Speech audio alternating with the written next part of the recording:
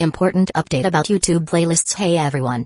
We've received many messages asking why our YouTube playlists aren't showing up. Do we create YouTube playlists? Yes, we absolutely do. So why can't you see them? Honestly, we're not sure. We've been in contact with YouTube support for several months now, but we still haven't received a clear answer or solution.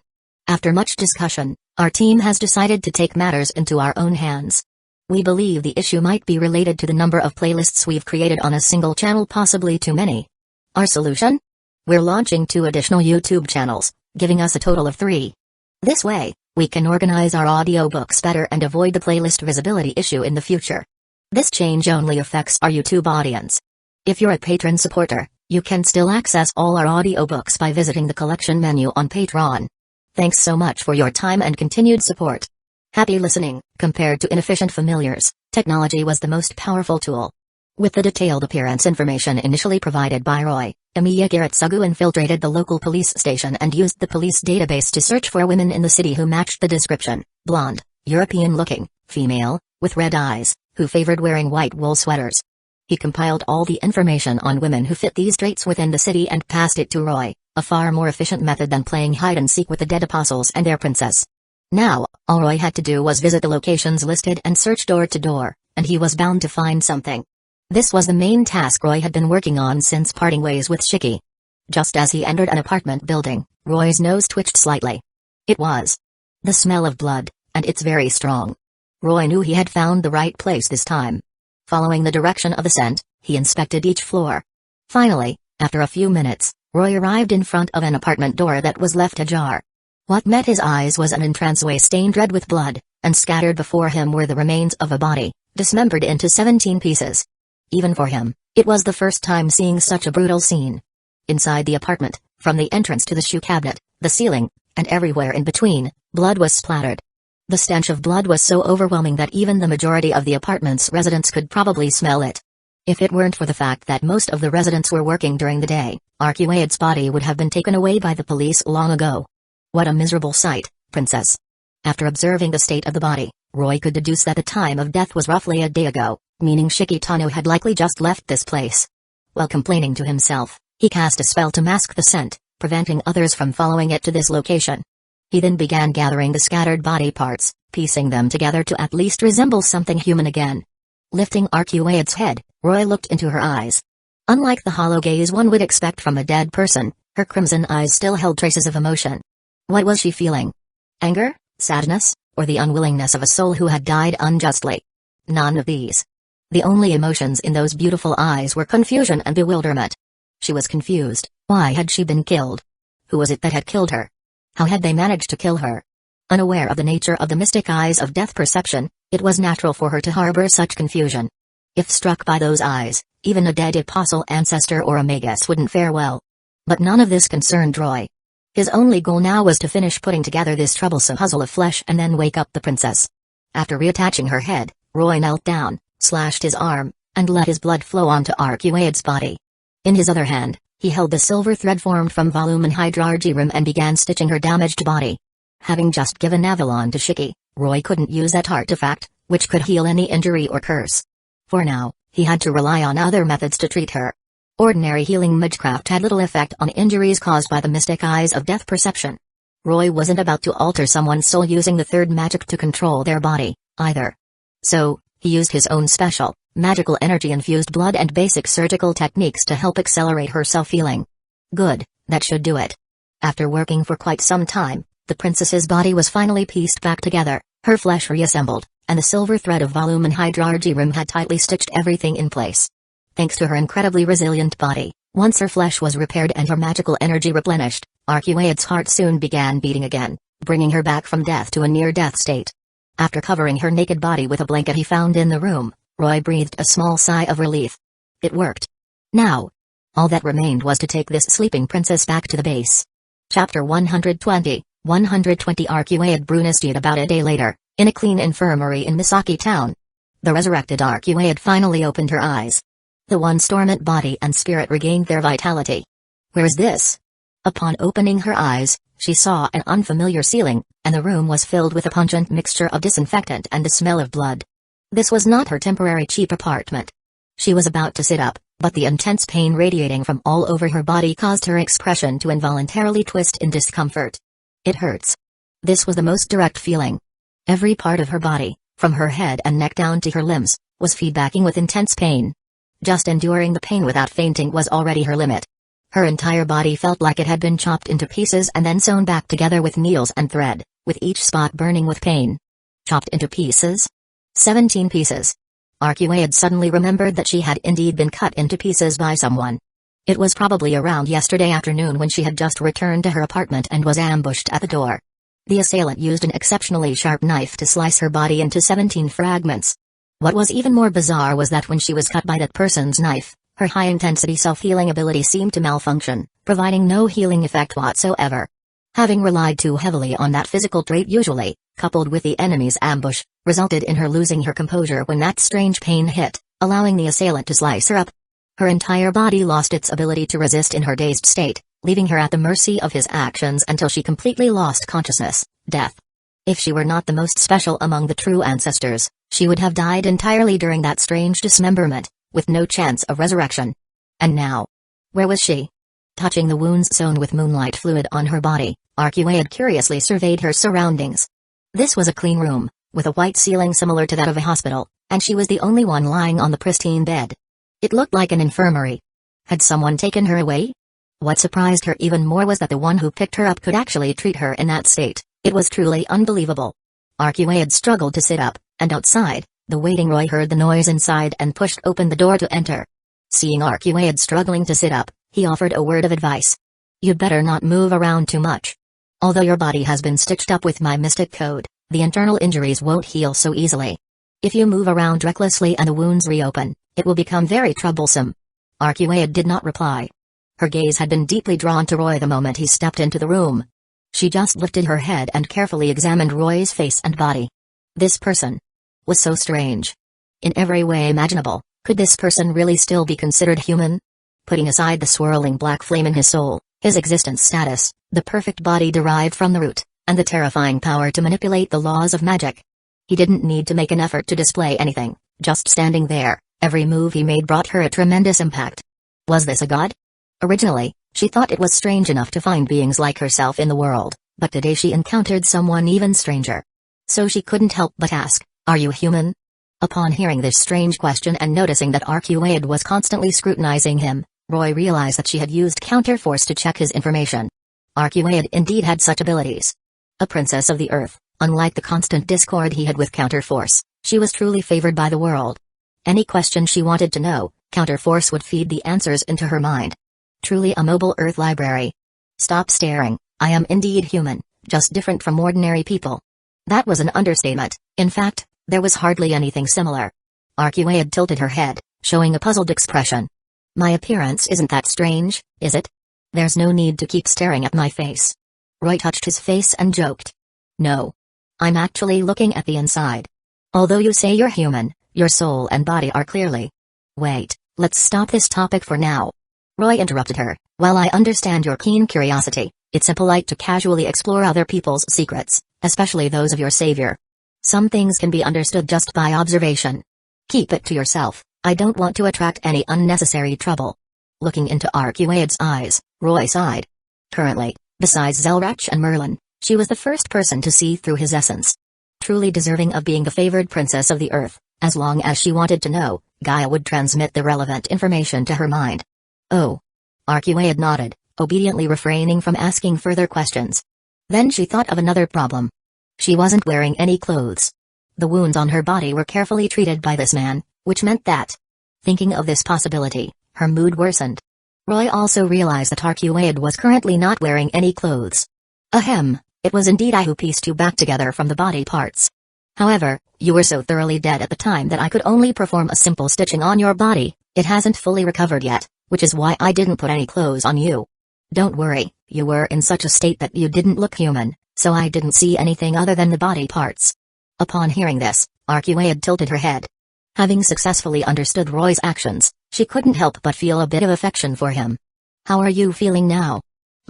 Trying to move her limbs, Archie still felt a dull pain throughout her body. However, aside from the pain, her basic movements were no longer problematic. It was only a matter of time before she fully recovered. Such remarkable healing methods. Surprised, she asked, "How did you manage to heal such injuries so quickly?" Arcueid was aware that the wounds inflicted on her had strange and unique properties, which even her regenerative ability couldn't directly heal. How did he manage to stitch her up and revive her in such a short time? Because the injuries caused by the mystic eyes of death perception are difficult to heal using magical means, I could only use special tools to help stitch up the wounds and then infuse your body with magical energy through blood to accelerate your self-healing process. I see, so these mercury-like threads on my body were indeed stitched up by you. Wait. You also infused my body with blood? Upon hearing the word blood transfusion, Arcueid's eyes widened. She always remembered the last time she was tricked by Roa into having her blood sucked, resulting in a painful rampage.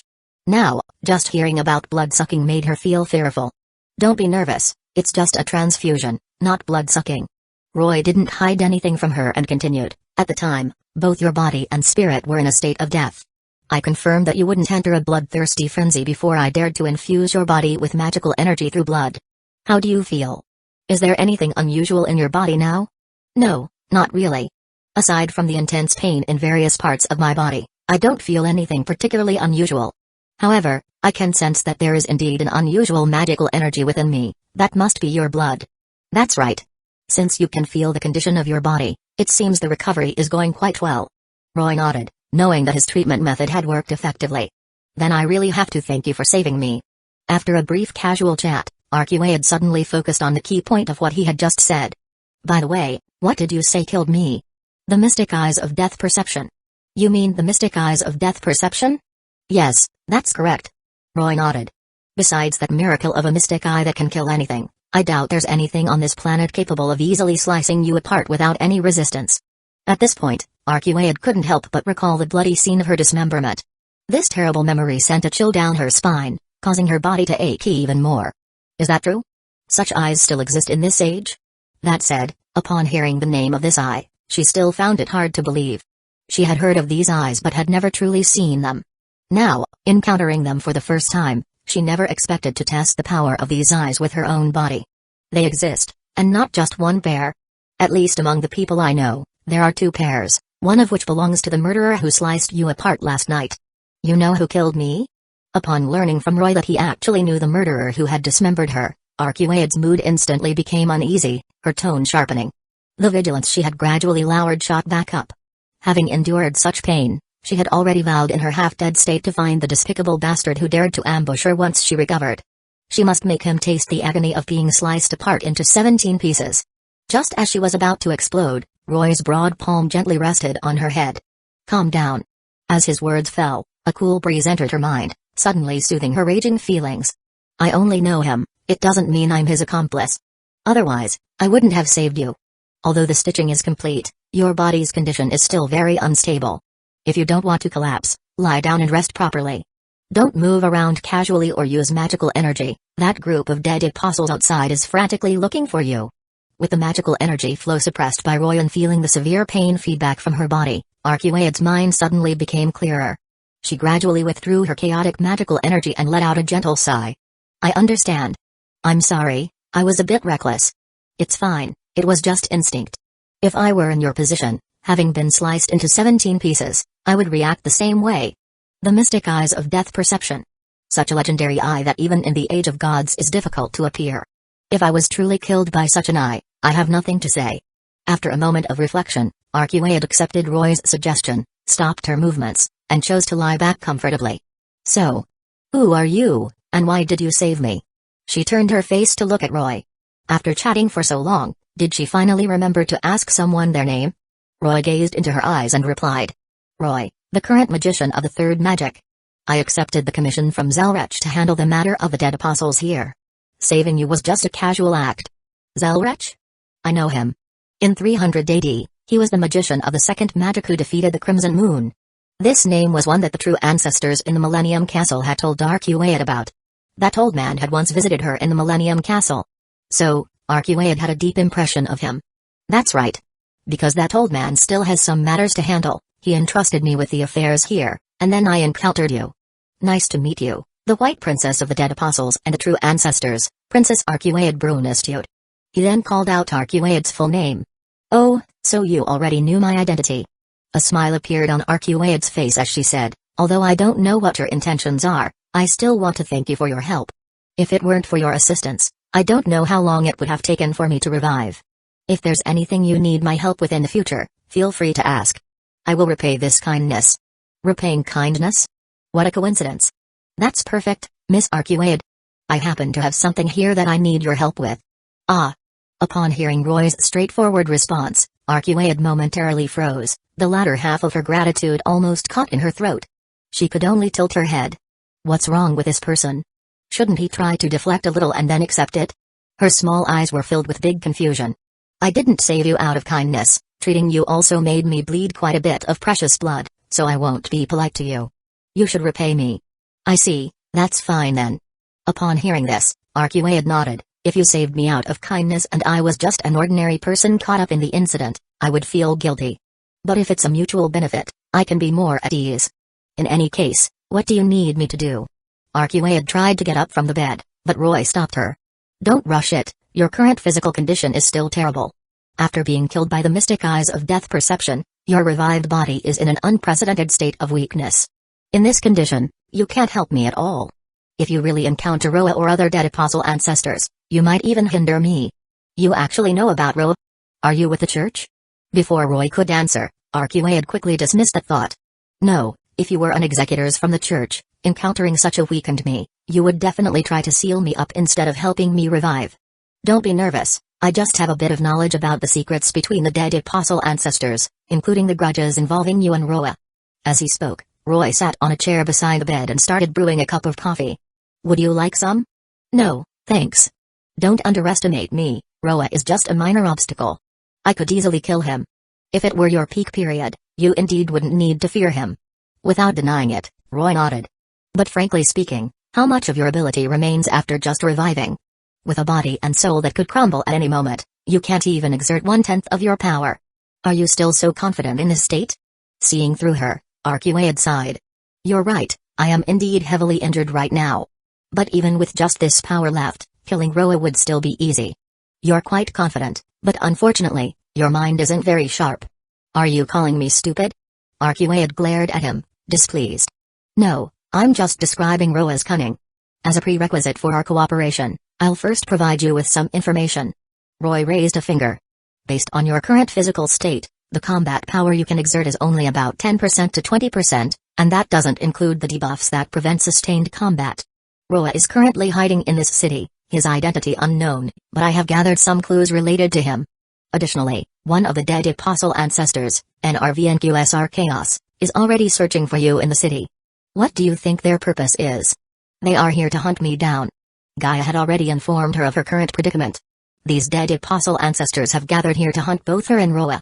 In the eyes of some, she and Roa are enemies who need to be dealt with. If she were at her peak, she certainly wouldn't fear a few dead apostle ancestors, but in her current state, facing them could be dangerous. So, there's one more thing, due to the recklessness of the dead apostles, the Holy Church is naturally reinforcing its forces here. Besides a local member of the burial agency, a few more executors from the burial agency may come later.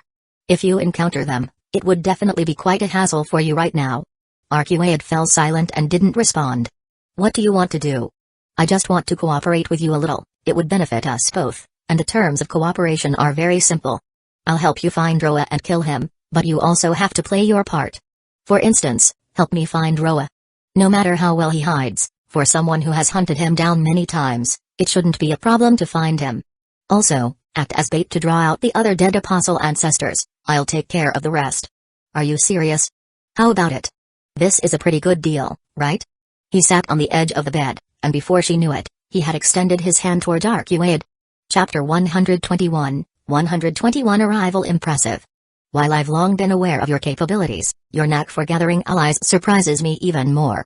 Stepping out from the infirmary where Arcuaid was resting, Roy was greeted by a few words of praise from Tuko, who had just returned from her tasks.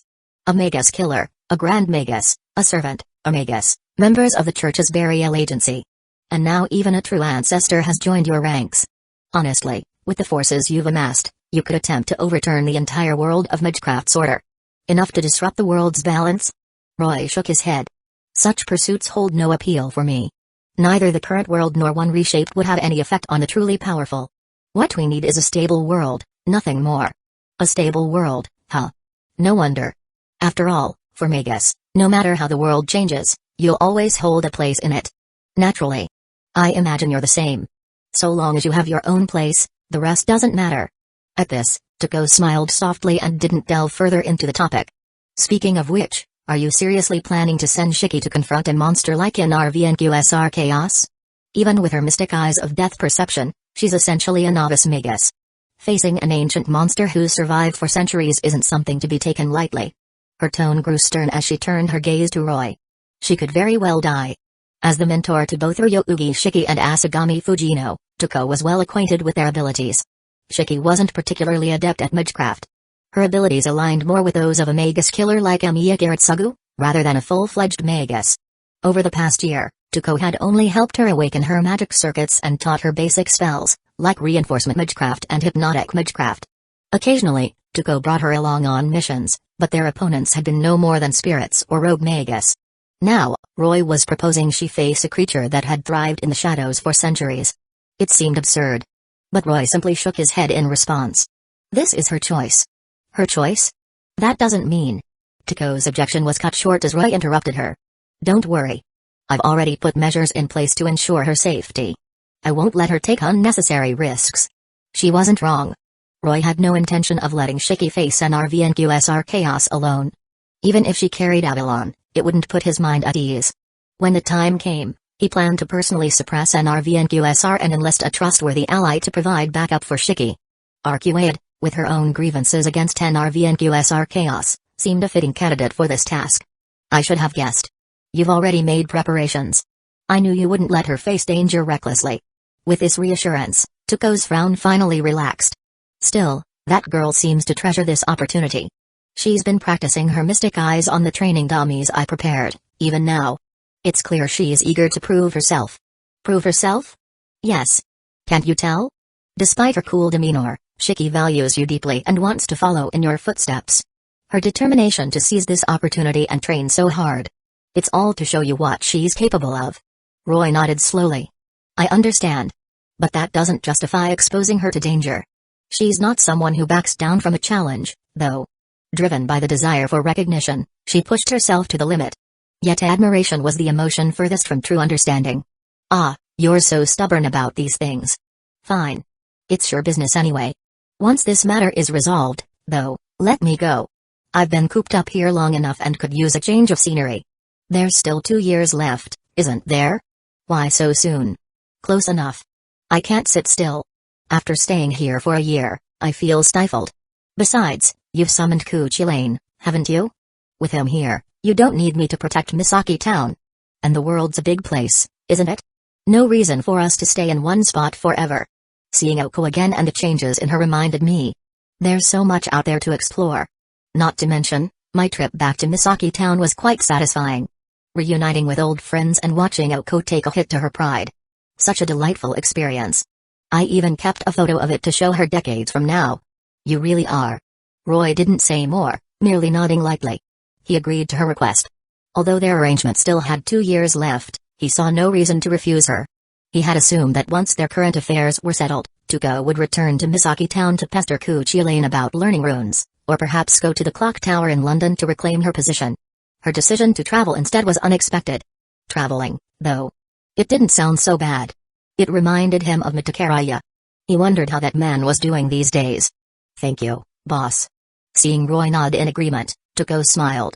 By the way, Tuko, grab some old clothes for Arcuaid inside.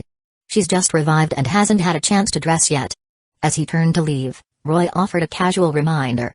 Under the pale light of the moon, Arcuaid slowly stretched, rising from her bed. Her delicate golden hair shimmered under the moonlight, exuding an ethereal glow. The lingering pain from her wounds had significantly subsided after a full day of rest, leaving her feeling noticeably lighter. She slipped on the slippers near her bed and donned the set of standard pajamas Tuko had prepared for her before stepping out of her room.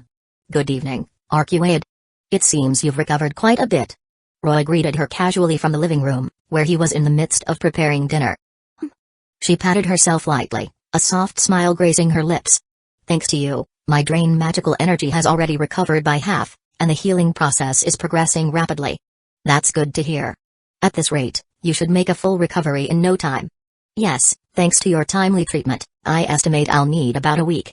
With another week of rest, I should be back to full strength. A week might seem fleeting, but for the recently resurrected true ancestors, it was a relatively short period. Even at her current strength, barely 20% of her full power, Arcuaid felt confident she could handle most enemies. Of course, exceptions existed. Roy, standing before her, was one such anomaly she couldn't easily gauge. Congratulations, then. Would you like something to eat? You've been asleep the entire day.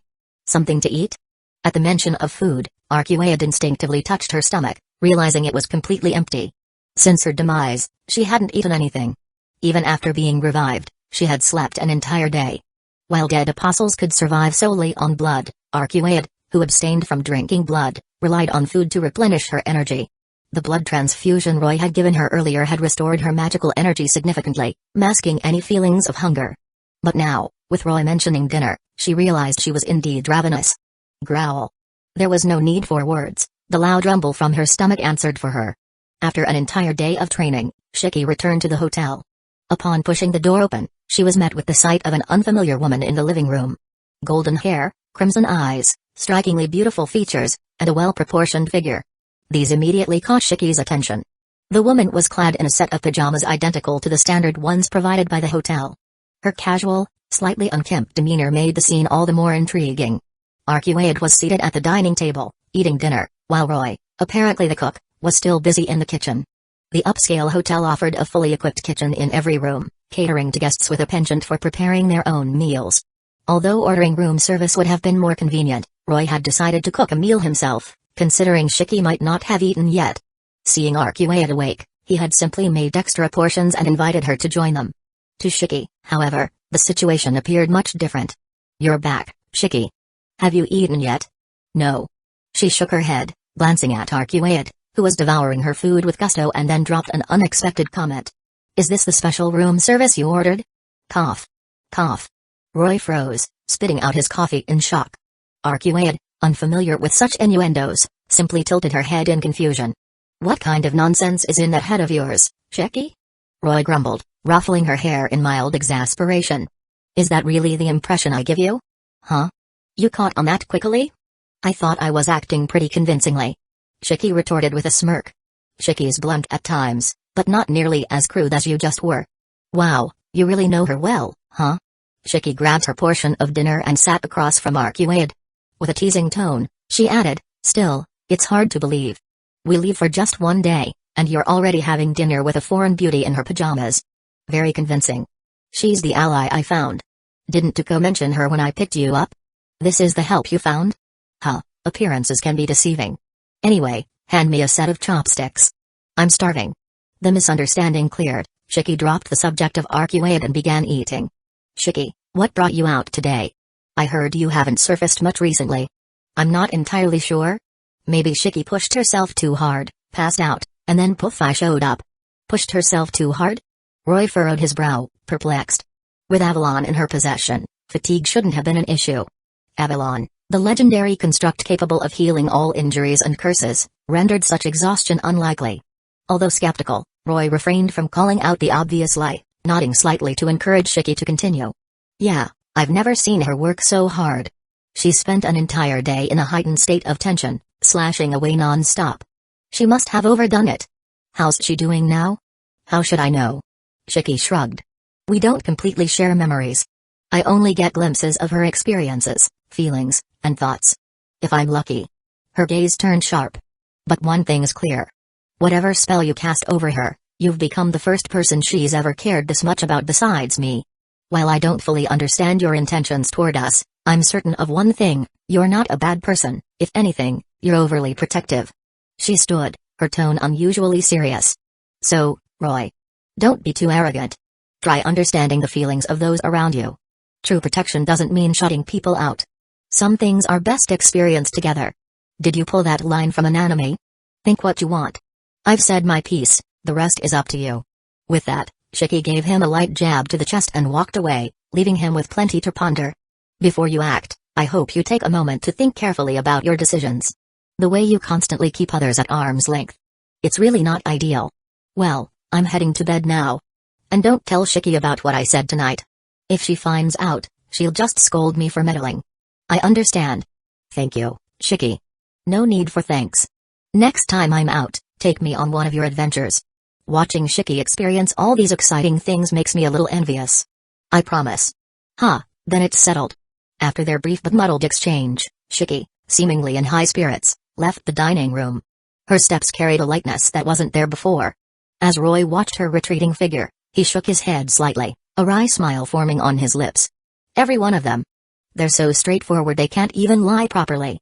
Once Shiki disappeared into her room, Arcuaid, who had remained silent until now, finally spoke, her expression thoughtful as she regarded Roy. Impressive. You even have ties to her? Who do you mean? Roy asked, tilting his head. The root? So you do know. She replied, raising an eyebrow. I never expected someone like her to willingly forge connections with others. That's quite unusual. Well, as long as you're aware of what you're dealing with. If she is unwilling, no one can reach her. I won't say more. Just get along with her. I understand. Thank you for the reminder. Her cryptic advice lingered in Roy's mind, and he nodded slightly, a trace of gratitude in his tone. As expected, Arcuaid had discerned Shiki's true nature. It's nothing. Anyway, if she is willing to back you, I have nothing to fear. Maybe this time, we can finally put an end to Roa. Alright, I'm done eating. Arcuaid pushed her empty plate aside and stood, turning her gaze toward Roy with a seriousness that seemed almost out of place. My strength has recovered somewhat. Do you have any tasks I can handle? It'll be good as a post-meal workout. Honestly, not much needs attention right now. Roy began, leaning back slightly. The dead apostles are being dealt with by my assistants and the local authorities. At this hour, they're likely patrolling. Bang. Before he could finish, Oko burst into the room, her urgency palpable. Hey, Roy. We've got an incident. And it's a big one. Alice's familiars spotted a swarm of beasts appearing suddenly in the downtown apartment complex. The downtown apartments? Roy exchanged a glance with Arcuaid, and understanding passed between them instantly. NRVNQSR chaos. He must have tracked down Arcuaid's former hiding place. Ding. At that moment, Roy's phone vibrated. A text from Emiya Garatsugu appeared on the screen, marked with an urgent request for assistance and a location pin. The message was grim. A massive beast attack involving familiars and large-scale carnage at an apartment building. A dead apostle ancestor was leading the assault, making it impossible to handle alone. Reinforcements were needed immediately, I understand. Roy closed his phone with a sharp click, the location in the text confirming his suspicion. It was indeed the same area where he had first encountered Arcuaid. Despite wiping out the probing familiars earlier, NRVNQSR chaos hadn't retreated. Was it sheer confidence in his abilities? You heard that, Arcuaid? Of course. Beasts. I know exactly who's behind this. NRVNQSR chaos. That persistent pest. She growled, her expression darkening at the mention of her longtime pursuer. Then let's move. We'll finish him off this time. I'm ready. Roy nodded, but his attention shifted as he noticed a familiar figure already dressed and prepared for battle. Shiki. Are you up for this? Shiki didn't reply with words. Instead, she drew her gleaming knife, her heterochromatic eyes locking onto his. Her intent was clear. Let's go. Chapter 122, 122 Death? It's truly horrific. Scenes of bloodshed were not unfamiliar to Shiki. She had witnessed them both in films and in reality. But compared to the visceral impact of today's scene, all her previous experiences seemed restrained, almost tame. The killers she had encountered before paled in comparison to this carnage, this sea of blood and mountains of corpses. It wasn't that her mental fortitude was lacking. Rather, as long as one was human, standing amidst dismembered limbs and the suffocating stench of blood was bound to trigger a deep, visceral discomfort. Arcuaid entered the scene with her hand instinctively covering her nose and mouth. Her delicate features grew pale, not from shock at the carnage, but from the overwhelming scent of blood that stirred something primal within her. Everywhere she looked, body parts lay scattered. Severed heads, half-chewed, mingled with pools of blood, brain matter, and the unmistakable scent of death. The fluids of those who had lost their lives. Blood, bile, and the last remnants of involuntary reflex. Coalesced into a pungent, grotesque mix. The entire floor was awash in blood, forming a vast pool. Broken bodies and tattered clothing floated on its surface. Every step pressed down on something soft, most likely the entrails of the deceased. Blood. Defilement. What had once been an apartment building, home to hundreds, had become a hellish pit of flesh and gore. If one listened closely, The sound of monstrous chewing echoed faintly in the darkness, a horrifying symphony of beasts feeding on human remains. Rest in peace. Standing at the heart of the carnage, Roy clenched his fists as his gaze swept over the devastation. His pale blue eyes focused on the countless distorted faces of the dead, whose silent cries seemed to echo in the void. There were too many voices, too many souls crying out. He could not listen to them all. Instead, he took out a Bible and holy water he had borrowed from Kotamin Kairai, offering the simplest of prayers for the slaughtered. Don't worry. I will make the one responsible pay. This is unforgivable. At this moment, Roy was the calmest among them. By contrast, Oko, the guardian of Misaki Town's ley lines, was seething with rage.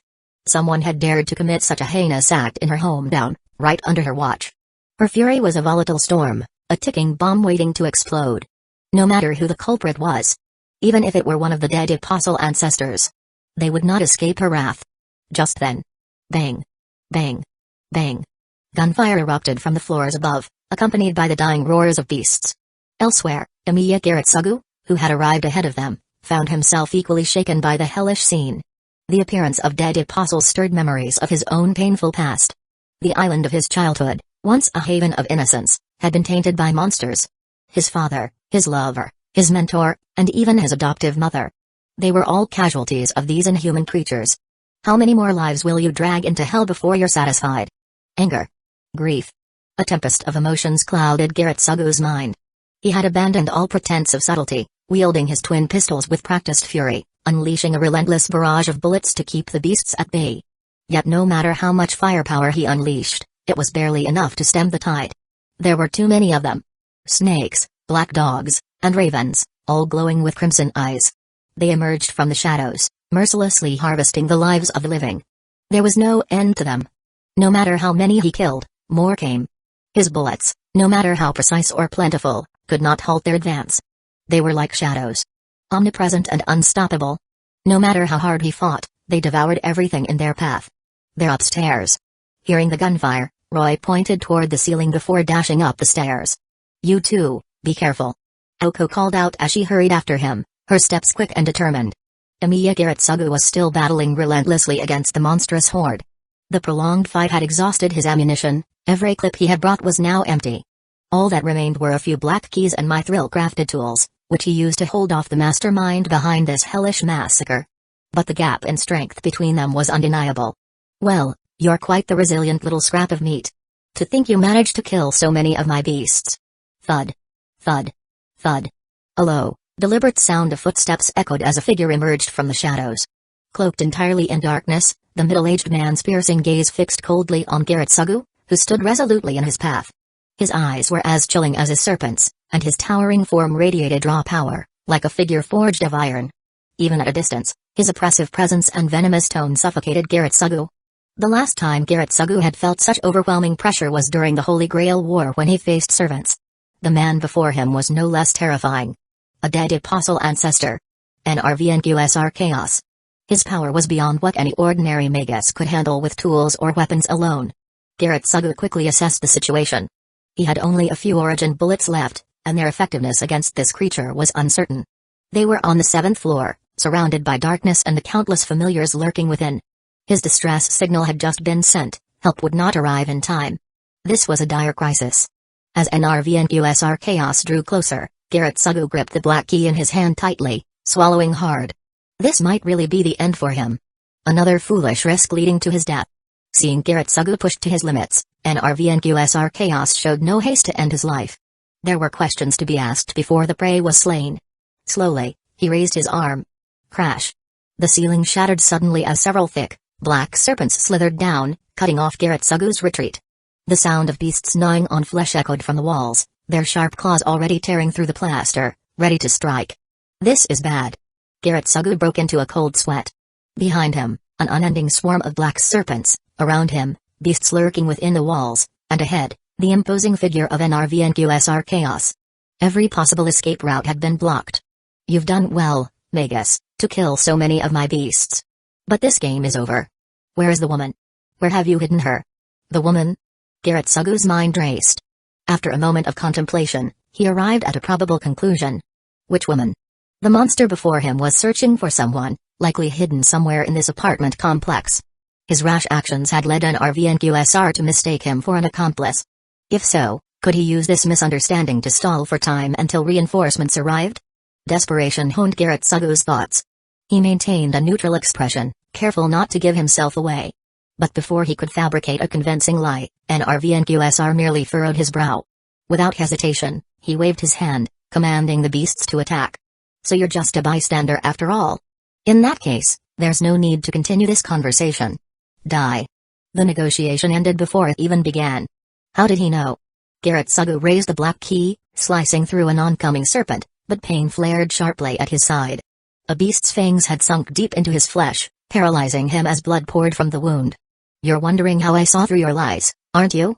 NRVNQSR's voice, as sinister as a devil's, slithered closer. You've trained your words and expressions well, but your scent betrays you. You reek of lies. As he spoke, his hand transformed into a mass of black serpents, their forked tongues flicking eagerly, savoring the anticipation of Garrett Sugu's demise.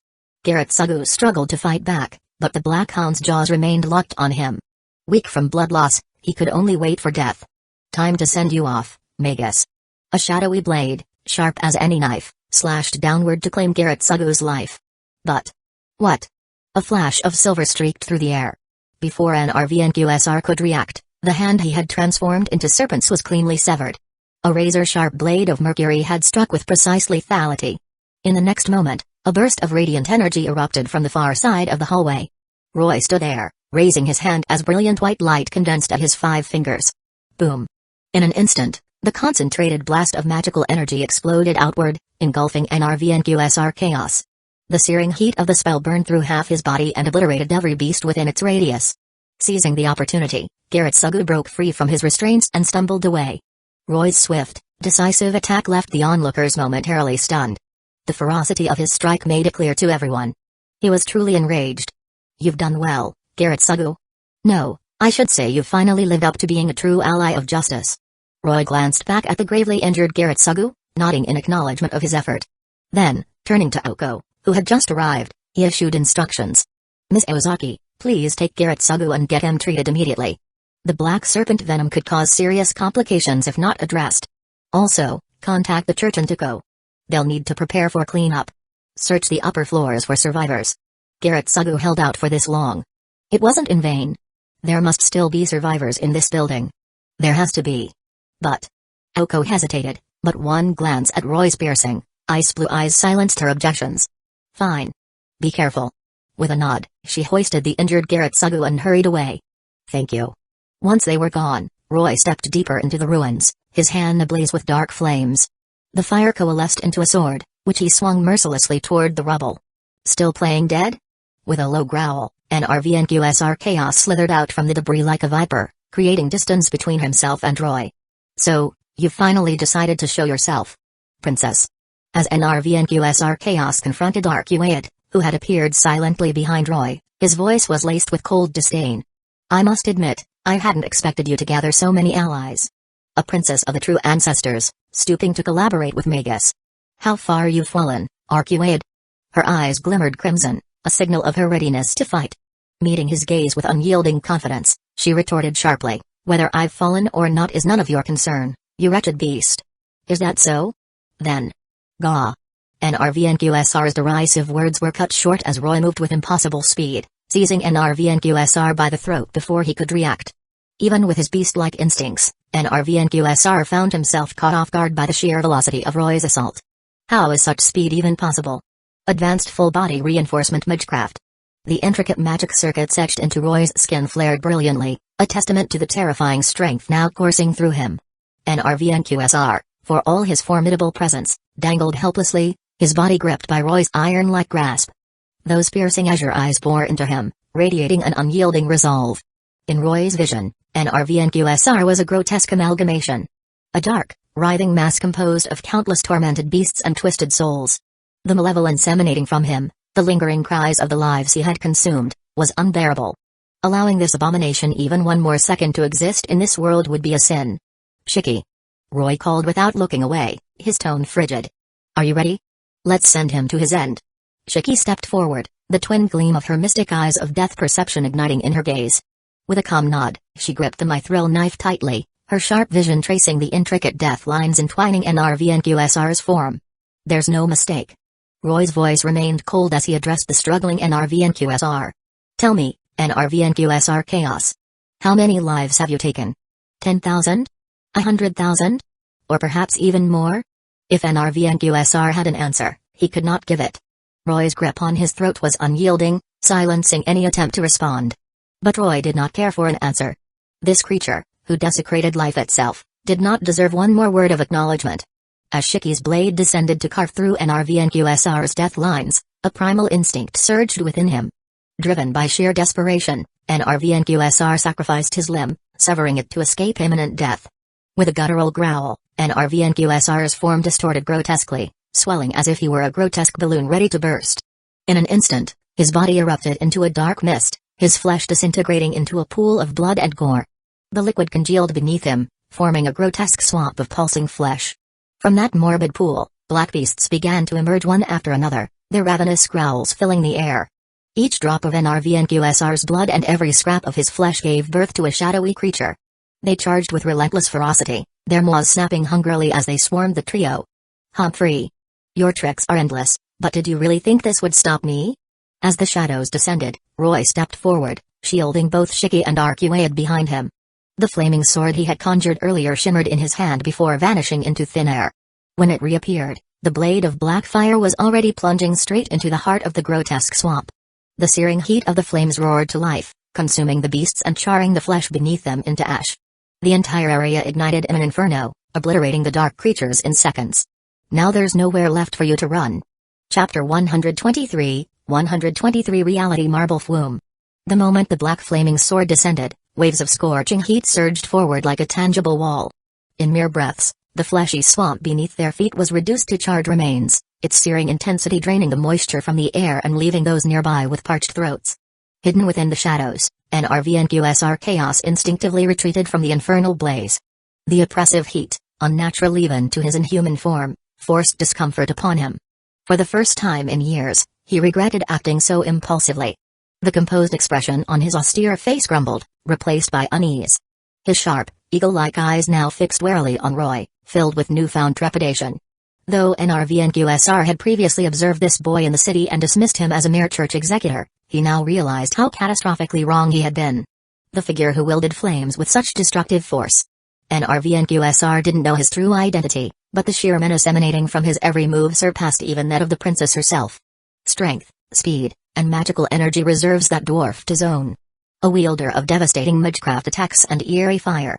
How could such a terrifying individual escape his notice? And why had someone like this appeared in such a remote location? Alone, Roy would already be a formidable opponent. But combined with the girl, whose seemingly ordinary strikes could carve through his very essence, NRVNQSR found himself cornered. It was as if she were his natural nemesis. He could still feel the chill of her blade. Had he not acted quickly to separate his flesh, that single stroke might have ended him. Who were these two monstrosities the princess had aligned herself with? NRVNQSR cursed his misfortune. Against opponents whose abilities so fundamentally opposed his own, continuing this battle was a grave mistake. One sought to suppress him, while the other could potentially destroy him entirely. And with Arcuaid close by, the odds of survival dwindled further. Retreat.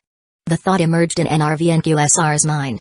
Even beasts, relentless in their pursuit of prey, would retreat when faced with existential threats. This survival instinct, etched into the core of life itself, applied even to a dead apostle ancestor like him.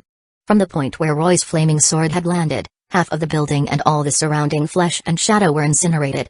The charred remains smoldered, releasing waves of heat and thick, acrid smoke. The very ground beneath them radiated suffocating heat. For now, it was unclear whether Roy had struck NRVNQSR directly. His companions could only guess. Are you scared, NRVNQSR Chaos? Planning to flee? A so-called dead apostle ancestor, reduced to trembling before mere humans. How laughable.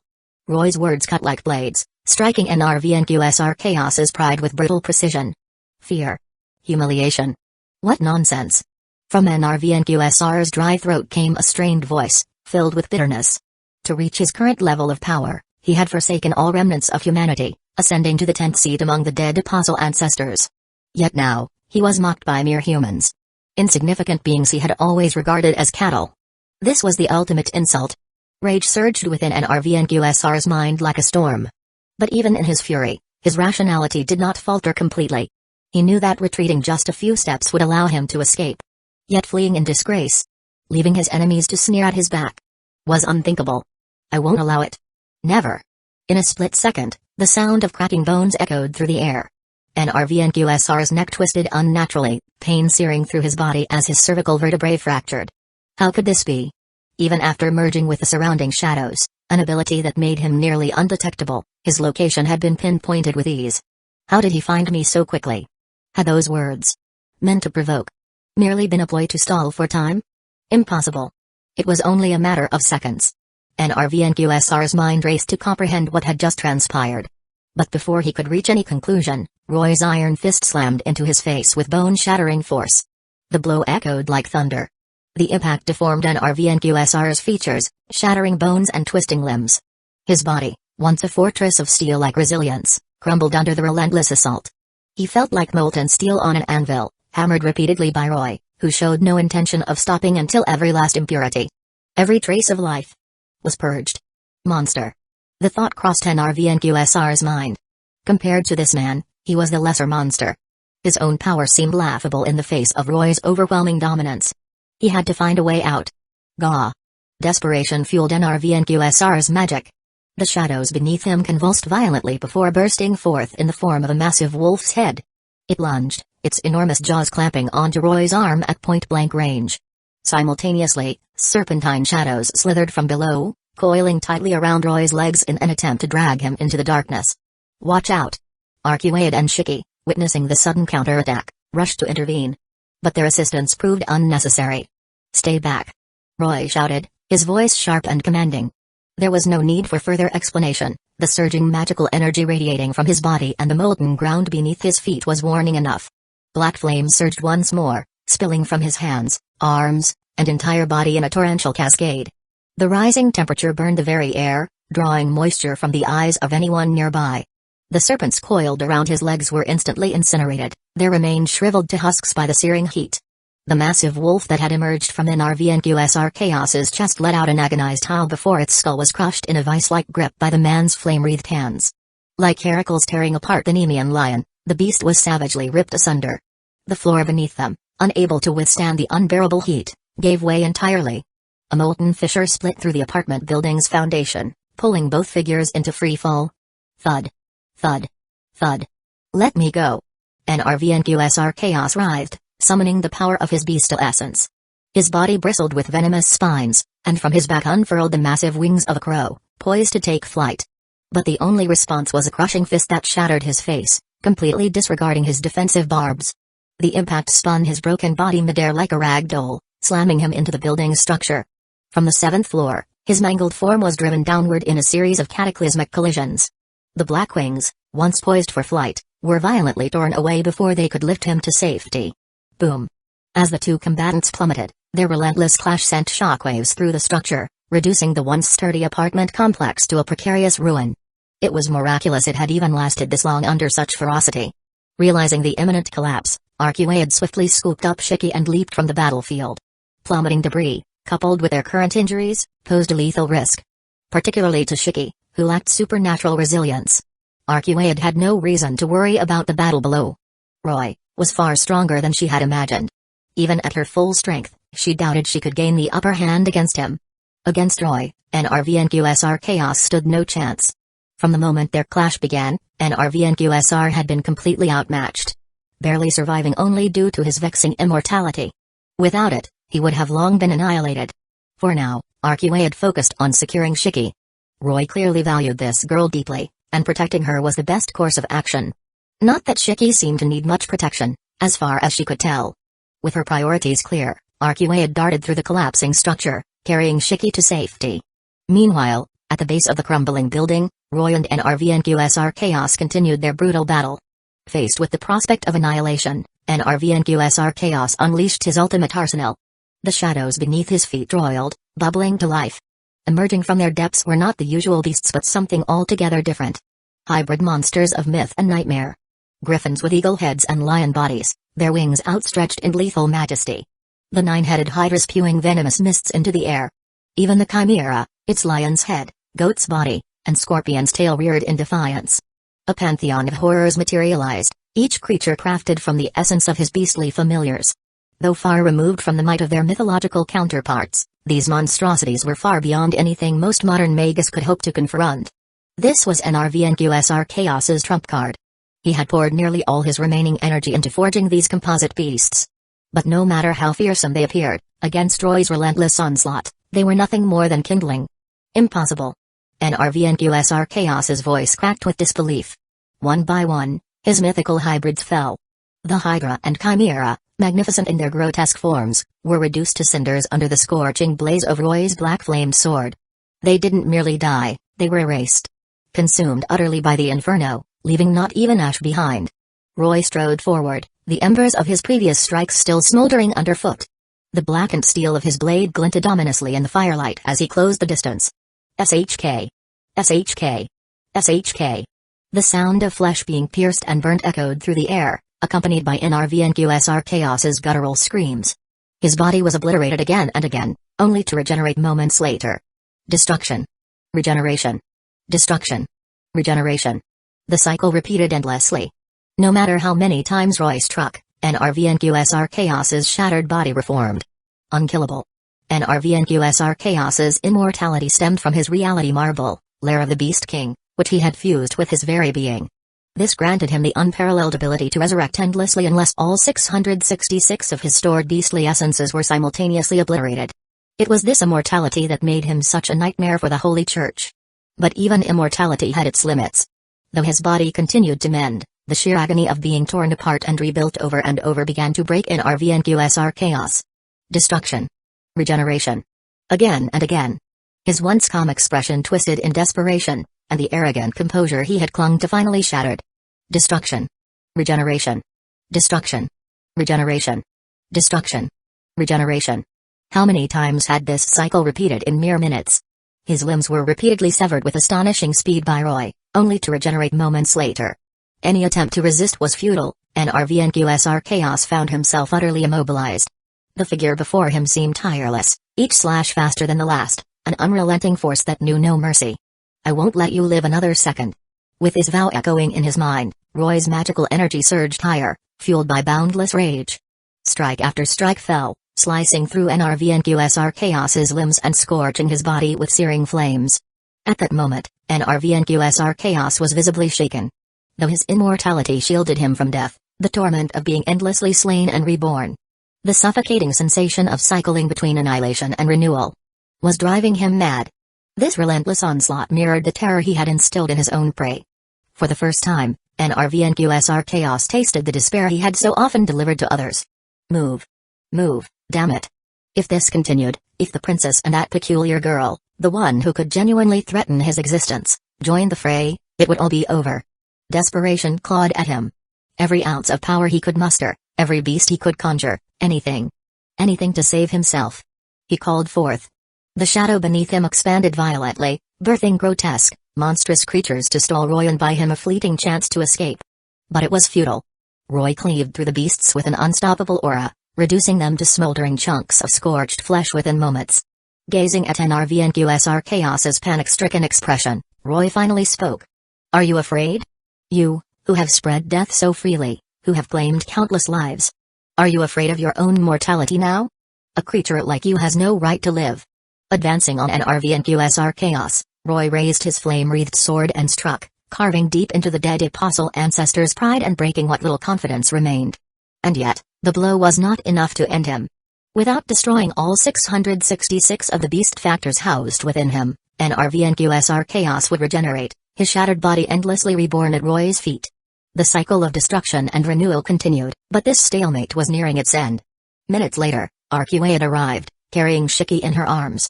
Upon reaching the battleground, Shiki leapt gracefully from Arcuaid's grasp.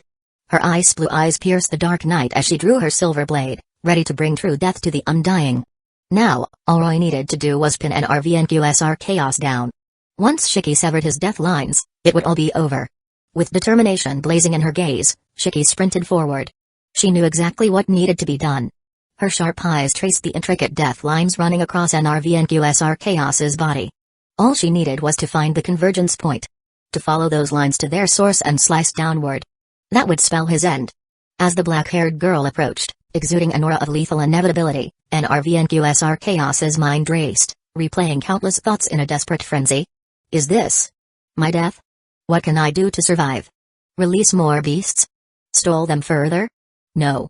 No matter how many familiars he conjured, they would all be annihilated in seconds. That would only delay the inevitable. But if that blade reached him, it would truly be over. What could he possibly do? His thoughts spiraled uncontrollably, and in that chaotic haze, he glimpsed his end. A vision of ultimate defeat. Total annihilation awaited him. No. I won't accept this fate. A guttural, desperate scream erupted from NRVNQSR Chaos, resonating with sheer defiance. The abnormal surge of magical energy within his body drew Roy's sharp attention. What is this? NRVNQSR Chaos had no choice left. With a horrific display, he tore open his own chest, unsealing the final weapon hidden deep within. His ultimate gamble had begun. The black shadow exploded outward, devouring everything in its path and erasing the world around it.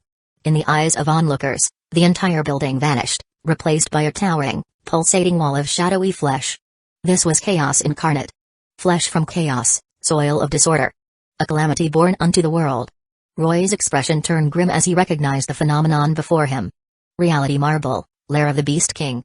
In a desperate final move, NRVNQSR Chaos unleashed the Reality Marble embedded within his own body, the chaotic nest of 666 beast factors erupting into the physical world. Beastly roars echoed endlessly, the spiraling mass of black flesh and blood expanding into an unholy domain. Reality itself seemed to twist and shatter as the grotesque realm enveloped everything. Chapter 124, 124 Last Stand. NRVNQSR Chaos's agonized screams echoed through the air. In an instant, the entire world seemed as though splashed with chaotic, swirling paint. Red and black hues mixed with endless flesh and blood surged forth across the canvas of reality. Twisted, grotesque beastly heads rolled and roared from the bloody mire, their forms indescribable and merged into one seething mass. They howled in unison, desperate to consume every living thing within this domain. Its very existence mirrored the primordial chaos of the universe, a state of disorder and turmoil from which NRVNQSR Chaos derived his strength. This was the core of his power, sealed within him. Lair of the Beast King. As this chaos unleashed, unrestrained, the world itself seemed to freeze. The surroundings lost their color, replaced by the blackened, fleshy realm of the Lair of the Beast King. From the shadowy mire underfoot, countless savage beasts bared their fangs, ready to strike. Roar. Humans. You worthless scraps of meat have forced me to this point. You've made me release this power. But now, it's over. Whether it's you, or the princess, none of you will leave here alive. The entity that was once NRVNQSR Chaos but now embodied the Lair of the Beast King roared with fury. The walls of flesh and shadow writhed violently, spewing forth wave after wave of monstrous beasts and synthesized horrors from the darkness, launching a ceaseless and terrifying assault on the group. This world of flesh and shadow, where NRVNQSR Chaos had become one with the Reality Marble, drastically amplified his conversion rate of beastly essences. He could summon an endless horde of beasts and synthesized monsters, overwhelming any enemy within his domain. It was a deceptively straightforward ability, magnify his own power several times over and transform the battlefield into one that favored him entirely. Simple, yet undeniably effective. In this environment, even the mystic eyes of death perception couldn't pinpoint his death lines, safeguarding him from annihilation. The flesh-crafted world was boundless, constantly regenerating and expanding. Even Arcuaid's powerful strikes barely made a dent in this ceaseless cycle. If Arcuaid were at her full strength, dismantling the Lair of the Beast King would have been trivial. One strike of her ultimate attack, Moonfall, could obliterate both the Reality Marble and NRVNQSR Chaos in an instant. But now, this is endless. Arcuaid growled, shredding yet another synthesized monster that leaped at her from the shadows. More immediately surged to take its place, forcing her to tear them apart again and again. It was clear that NRVNQSR Chaos intended to wear her down completely. Her already weakened condition worsened, and frustration boiling over. Each attack felt like punching into cotton. Soft, yielding, and utterly unsatisfying. Meanwhile, Shiki stood calmly, her blue eyes betraying no emotion, though her breath came a little heavier. Unlike Arcuaid, Shiki's body, infused with Avalon, showed little sign of exhaustion. Each slash of her blade brought her an indescribable thrill, a savage joy akin to a dead apostle's bloodlust. A crooked smile crept back onto her lips, unbidden. Focus, Shiki. As before, a gentle hand gripped her arm. Bright magical projectiles shot from his fingers, obliterating the incoming wave of beasts. The calm voice broke through Shiki's frenzy, grounding her. Emerging from her trance-like state, she stumbled slightly, her mind spinning as clarity returned. Instinctively, she leaned against Roy for support. "Can you keep going?" "Yes." With a nod, she steadied herself. "Good. Trust me, this will all end soon. After this, I'll take you home, Shiki." Turning to Arcuaid, he spoke firmly. "Arcuaid, stop wasting time on these things. Help me look after Shiki. The reality marble is mine to handle." "Huh? Oh. All right." Though momentarily stunned, Arcuaid nodded decisively, retreating from the fight. Roy gently patted Shiki's head, offering her a comforting smile. Handing her over to Arcuaid, he turned to face the approaching tide of darkness alone. "Do you think you can escape with them from my reality marble?" The lair of the Beast King bellowed, its voice a mixture of rage and mockery. "This is my world. The soil beneath your feet, the shadows around you. All are under my control. You face an endless army of beasts." Its tone grew ever more frenzied and malevolent. "Oh, really?" Roy replied, a faint smirk on his lips.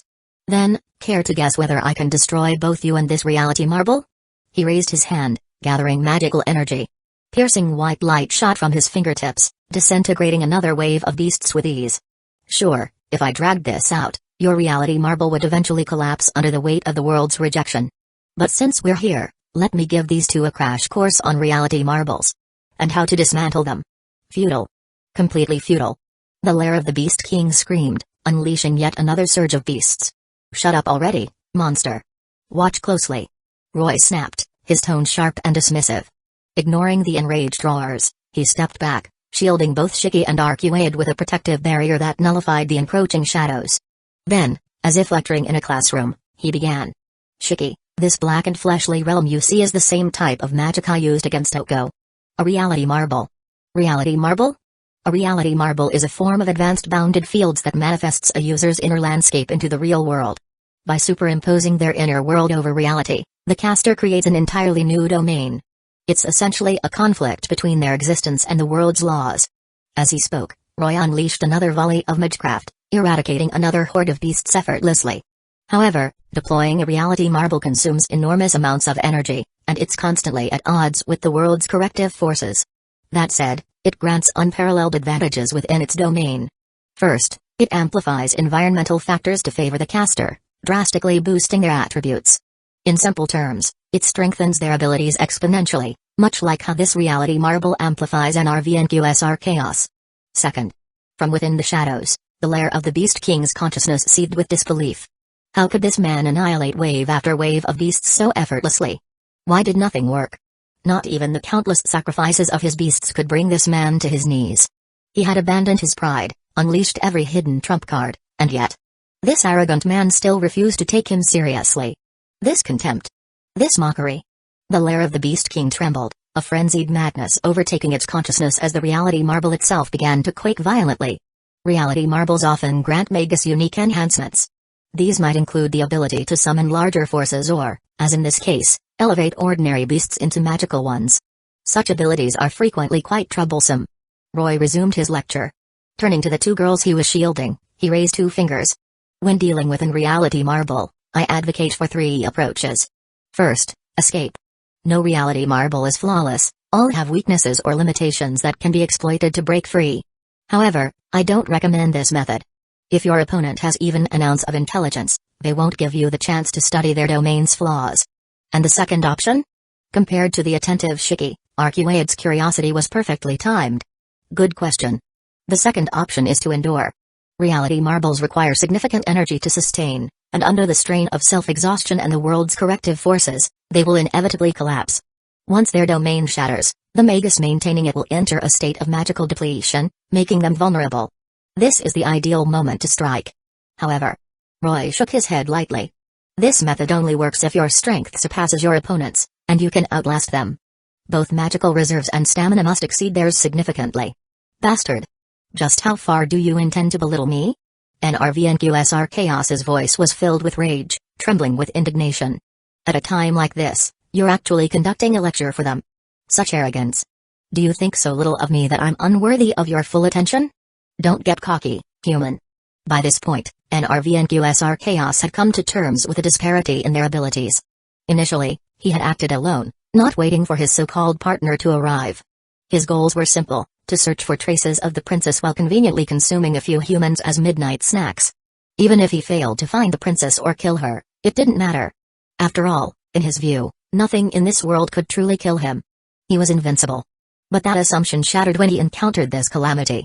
The gap between their abilities was despair-inducing. Even his ultimate trump card couldn't bridge the divide.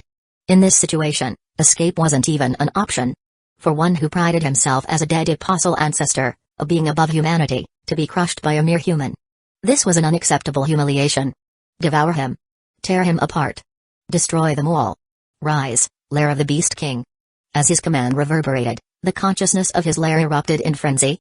The flesh and blood stored within the domain twisted, forming a vortex before Roy and the two girls. From the shadows emerged countless synthetic magical beasts, far exceeding the numbers from before.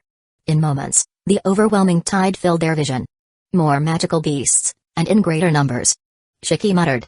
Beside her, Arcuaid seemed equally on edge. Yet Roy remained unshaken, his expression calm. He continued his explanation as if nothing had changed. The third option is the optimal solution in situations like this. The most effective counter to a reality marble is deploying one of your own. When two domains clash, the one more refined and dominant gains the upper hand. Of course, this also depends on the compatibility of both domains and the total magical reserves of their users. Facing the oncoming tide of black beasts, Roy smiled faintly. Moving to shield Shiki and Arcuaid, he slowly raised his hands. Let's get a bit rough today. Rather than explanations, a practical demonstration will be more memorable.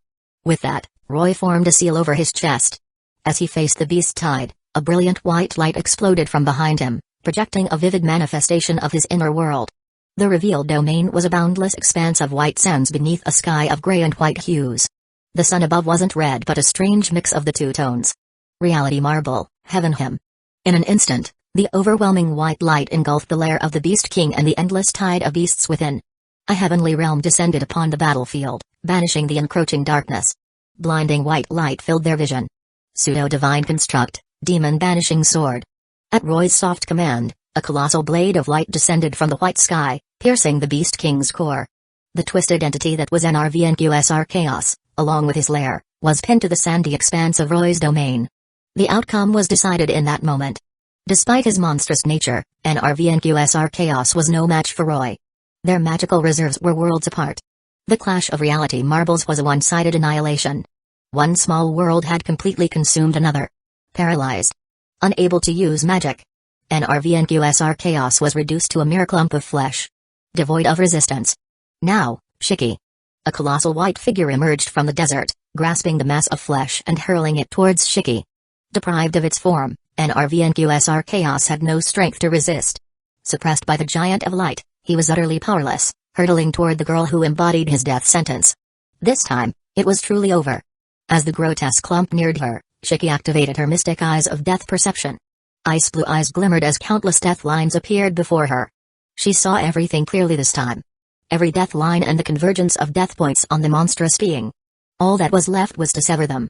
With a swift stroke, the flesh was split in two, devoid of any spectacle or grandeur. I am truly dying. As the death lines unraveled, the 666 beast factors within NRVNQSR's core began to dissolve. Unlike Roy's repeated attacks, this was true annihilation. Complete and irreversible. Those eyes. Could it be? With a pained cry, NRVNQSR Chaos met his end. Boom. The massive angel slammed its hand down, obliterating the remains entirely. NRVNQSR Chaos was confirmed dead. Is that all? Shiki glanced at her hands before turning her gaze toward Roy, her tone sharp. You made it sound like such a formidable opponent, telling me I needed to train more. Yet, I barely lifted a finger. You were the one who did all the work. Only delivering a single strike and keeping him subdued the entire time. Don't be so hard on yourself. If it weren't for that strike of yours, no matter how much I suppressed him, I'd never have been able to finish him off completely. Roy replied with a shake of his head. Anyway, thank you, Shiki. Without your help, it would have been difficult for me to bring justice to the souls he devoured. Did we really eliminate NRVNQSR Chaos just like that? Feels like I didn't do much to help. Arcuaid commented as she approached.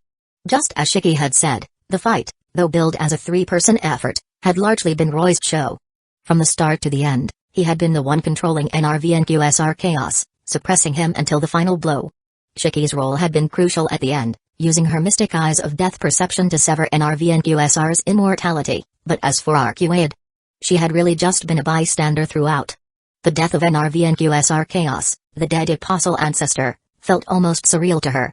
Yet, having witnessed the power of the third magic and Shiki's mystic eyes firsthand, this outcome didn't seem all that surprising. Well, now it's time to think about the aftermath. Roy turned his attention to the still-burning apartment building in front of them, its flames crackling in the night. Fire trucks and police were already managing the scene, maintaining order as best they could. Roy fell into brief contemplation. It seemed that tonight, Oko and Seal had their work cut out for them. Chapter 125, 125 Shikaboy, what are you looking at, Roy? It was clear that this blonde woman wasn't really paying attention to what he said. She probably wasn't interested in the files either.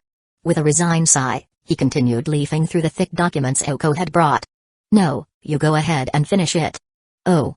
The first file in the stack contained a record about the blood of magical beasts. This immediately piqued his interest. In Japan, magical beasts and demons had always existed, which was why professions like demon hunters, whose role was to exorcise these beings, had emerged. Originally, the demon hunters were responsible for exterminating magical beasts and demons, accepting offerings from the people, and maintaining a balance between humans and these creatures. However, this fragile balance was disrupted by the appearance of the Ozaki family. Rather than seeing magical beasts as enemies to be exorcised like the demon hunter, the Ozaki family, being Magus by nature, didn't view magical beasts as inherently dangerous. Instead, they saw them as a potential resource to be utilized. But cooperating with magical beasts was troublesome. Aside from the more intelligent ones, most were difficult to control. So, the Ozaki family turned to another branch within the magical beast population. The humans who carried the blood of demons. Though these people were often despised and ostracized by society, their existence didn't faze the Ozaki family, for societal views held no weight against Magus. With the Ozaki family's guidance and support, these demon-blooded humans began to expand, growing into a power that helped protect the Ozaki family in turbulent Japan. These human-demon hybrids, under the Ozaki family's control, were able to escape their primitive existence, grow their clans, and integrate into human society. The Ozaki family had hoped this symbiotic relationship would continue, with the hybrids following their guidance indefinitely. But not long after, something unexpected happened.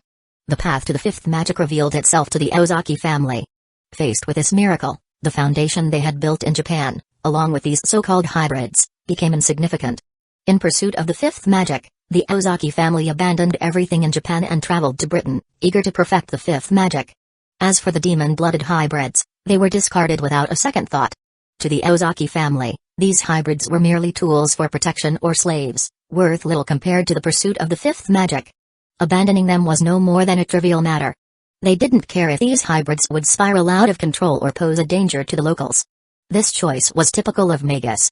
Without their master's control, the hybrids became lost, unsure of their purpose or direction.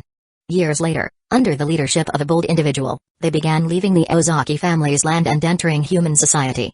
It was here that they first experienced true freedom. Empowered by the blood of magical beasts, they were far stronger than ordinary humans. They easily overpowered anyone who dared to stand in their way, and with their newfound strength, they gained unimaginable wealth and status. But this newfound indulgence soon awakened the dormant demon blood within them. They began to lose control, turning towards their demonic instincts, and a wave of brutal murders erupted across Japan. As a result, their status underwent a dramatic reversal. Once revered and worshipped by humans, they were suddenly marked as demons and hunted down by humans. Demon hunters, samurai, and even ninjas. People of all kinds joined in the hunt to exterminate these demon-blooded hybrids. Despite their strength, they were no match for the combined efforts of humans and were quickly driven to near extinction. Only a small number of hybrids, able to suppress their urges, managed to hide within human society, struggling to survive. Later, when the Ozaki family obtained the fifth magic and returned to Japan, they sensed the lingering presence of these former subordinates. They investigated but, upon finding that these hybrids had aligned themselves against human society and were merely clinging to life, the Ozaki family lost interest in reclaiming them, leaving them to continue their existence on their own. Among the list of these hybrid families, one name stood out prominently, Tano. As Roy read this, his expression became thoughtful, deep in contemplation. This Tano was, without a doubt, the same Tano family of Misaki Town. But the Tano family, who carry the blood of demons, are supposed to be opposed to exorcist families. So why do they claim the name of an exorcist family themselves? Can the demon blood in their veins really allow them to live peacefully? The more he read about the Tano family, the more questions filled his mind. Whether because of Shiki Tano or Roa, Roy knew he had to personally visit this family. He had a feeling that things were far more complicated than they appeared. With that in mind, Roy rapidly flipped through the rest of the documents Oko had provided, hoping to uncover more answers. Misaki Church. Damned heretic Magus, what on earth did you do last night? Not only did you set an entire street on fire, but you also destroyed a building. And that's only counting the debris and smoke damage. The actual loss is far worse. Do you have any idea how much effort the church put into suppressing this incident? You heretic Magus will be held accountable for this. By the next morning, after an entire night of overtime, Seal finally finished cleaning up the mess left behind by Roy and NRVNQSR Chaos. However, the financial losses and the amount of resources spent had left the church's personnel struggling to maintain their composure. Oko shared similar frustrations. She had spent just as much, if not more, than Seal, but knowing the true nature of the events, she didn't think much of it. After all, facing an all-out attack from one of the 27 dead apostle ancestors, it was a stroke of fortune that they had only suffered this much damage and were able to eliminate him. If one understood the number of lives lost during the chaos caused by these creatures around the world, they'd realize that the effects in Misaki Town were hardly a fraction of their guilt. But it seemed that these executors hadn't considered that. Well, that was no surprise. After all, the claim of NRVNQSR Chaos death was just one side of the story. It was understandable that they didn't want to believe that a heretic Magus could achieve such a feat. Still, inviting Roy to the church for a public scolding was something she couldn't comprehend. It was like a group of sheep attempting to challenge a fierce tiger. An absurd idea. In response, Roy had not rejected their invitation, instead choosing to attend in person. However, the way he presented himself hardly seemed like someone who was there to be scolded by this group of executors. Are you done? As the administrator of this church and a member of the burial agency, you failed to detect the dead apostles' movements in time, leading to large-scale casualties. This is your dereliction of duty. Roy continued, his voice cold as he took a sip of his coffee, glancing at the increasingly agitated executors. And as outsiders, we managed to eliminate the true culprit. NRVNQSR Chaos, one of the 27 dead apostle ancestors. What have you done besides cleaning up the aftermath? Is that all the church can do, complain after the fact? I defeated NRVNQSR Chaos, one of the dead apostle ancestors, in a single night and thoroughly wiped him out. With those words, Roy's gaze turned frigid, and his powerful magical aura made the surrounding space seem to freeze. In that instant, everyone in the room felt a deadly threat. Gulp. The sound of swallowed saliva echoed. This killing intent was real. If they continued to speak, they might not leave alive. They weren't like regular clergy. These executors had been through life-or-death battles with vampires, so their senses of danger were highly honed. At this moment, facing Roy's overwhelming killing intent, their battle-hardened bodies trembled involuntarily. This pressure. Even the 27 dead apostle ancestors would be no match for this. Despite the lingering doubts, no one dared contradict Roy when he claimed to have killed NRVNQSR Chaos. After all, he was a monster on the same level as the 27 dead apostle ancestors. Killing them was as easy as snapping a finger. Not just them. Seal, who had long since forgotten the sensation of death, also felt an overwhelming, life-threatening pressure. Seeing Roy's furious expression, she sighed and endured it silently. She had no intention of interceding for her colleagues. To be honest, her mood was just as foul. After working all night to suppress the chaos caused by NRVNQSR Chaos in Misaki Town, she hadn't even had time to grab a meal or rest. And then, these colleagues, with blood rushing to their heads, did something that nearly gave her a stroke. They invited Roy to the church to confront him over the previous night. She hadn't even been able to stop them before the invitations went out, and soon after, Roy arrived. When she finally returned, she found that Roy was already having coffee in the meeting room, surrounded by her colleagues, all of whom were trembling. They looked like they had been taught a lesson. Indeed, after witnessing the hellish scene from the previous night, even though Roy had eliminated the main culprit, NRVNQSR Chaos, his mood remained extremely foul. She had warned the church about the enemies they faced, but their response had been sluggish, leading to the situation escalating to this point. If it weren't for Kiritsugu and Alice's timely discovery, and Roy's swift actions, even NRVNQSR Chaos would have remained at large. Whether it was incompetence or sheer inaction, Roy wouldn't spare them a single ounce of courtesy. They didn't deserve his respect. There was no need for diplomacy or pleasantries. The best course of action was to go straight to the point with force. And so, before the gathered executors, Roy made his next shocking statement. If any of you are dissatisfied, Feel free to prove yourselves by hunting down the other dead apostles hidden in this city, or you can just do your part and leave the cleanup to the real professionals." As soon as he spoke, he didn't give them a chance to reply. His surging magical power erupted uncontrollably, and a terrifying force and aura slammed into the room, causing the walls of the church to tremble. The executors who had planned to argue were immediately deflated, no longer daring to speak. After hearing Roy's words, the expressions of those in the room were a mix of shock, excitement, confusion, suspicion, and anger. They were fundamentally being told that their church's professionalism and capabilities were meaningless, and this insolence came from a heretic Magus. Had it been any other time, these executors would have drawn their black keys and pinned the insolent intruder to a cross, burning him in the holy fire. But they were powerless. Even with Seal, a member of the burial agency, they would struggle to deal with a single dead apostle ancestor, let alone kill one. Standing before them was Roy, who was far beyond their capabilities. They didn't need to think twice about it. If it came to a fight, whether any of them would even walk out of this church alive was in question. Seal could only pray silently that these fools would not choose a path to their own destruction. While the executors in the room were all tense, others reacted differently. For example, Oko and Tuko. The two couldn't help but laugh. After all, what Roy had said about these executors accomplishing nothing over the years was not far from the truth. It might be impolite to say, but it was undeniable. The majority of the dead apostle ancestors were still wreaking havoc across the world. The problem of the dead apostle was far from solved, despite the church having sealed and destroyed some of them. However, the pace at which new ones appeared far outstripped their efforts. The church's slow response and the distractions of internal doctrinal conflicts only made things worse. Laughing in a church like this was something only the Ozaki sisters would dare to do. Seal looked uncomfortable, but when she saw her colleagues were only fuming and had not acted rashly, she let out a quiet sigh of relief. Having faced Roy and combat herself, Seal knew all too well that his power was beyond what any normal dead apostle ancestor could compare to. If these fools did anything foolish, she could not protect them. Thankfully, Roy merely released some of his aura, putting them in check, without making any further moves.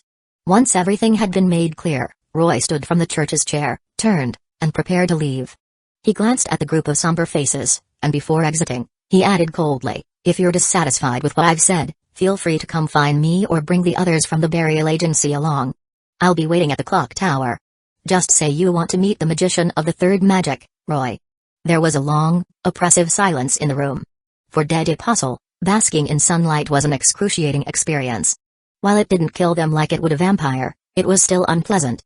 Of course, there was the exception of Arcuaid. She with Beowulf, who had been enthusiastically dragging Roy around for shopping, as if everything in the modern world was a source of fascination. Having been sealed in the Millennium Castle for so long, she was utterly curious about everything. She had had no time for such leisurely pursuits before, being busy hunting down Roa and evading other dead apostle ancestors. But now, with Roy as her powerful ally, she could relax. She no longer had to worry about those troublesome enemies and could trust that Roy would handle Roa for her. She had complete faith in his words. Beowulf and Arcuaid, an odd yet magical combination of phantasmal beast, were having a great time together.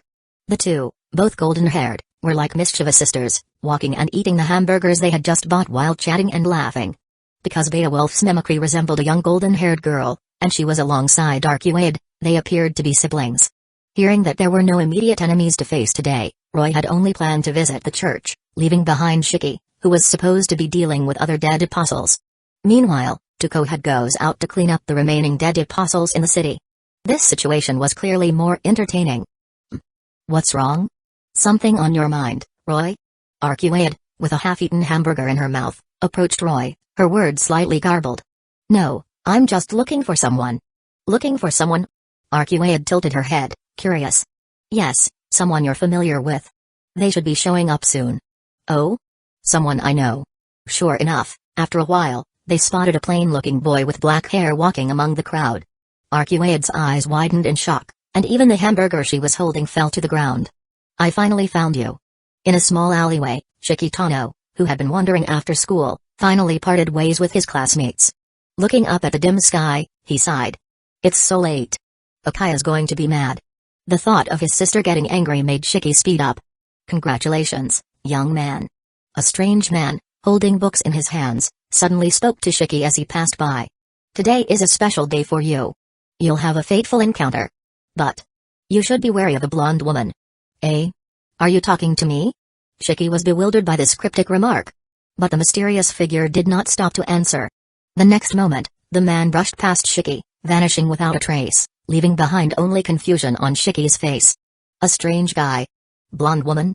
Shiki suddenly recalled a recent, unsettling dream. No, perhaps it wasn't just a dream. A chill ran down his spine. Wait. He turned quickly but only saw the empty alley, the dim street lights, and a blue butterfly fluttering in the night sky. What he had seen seemed like it had all been a dream. Chapter 126, 126 Bizarre Adventure Back again, are we, murderer? A striking figure with golden hair blocked Shiki Tano's path on his way home, her piercing presence halting him in his tracks. Everything that mysterious person had warned him about was coming true. Once again, he found himself face to face with this beautiful blonde woman. A blonde woman. No, it can't be.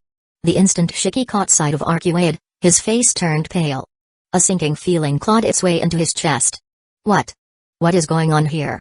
Noticing Shiki's expression darken, Arcuaid smiled faintly, her crimson eyes locking onto him like a predator cornering its prey.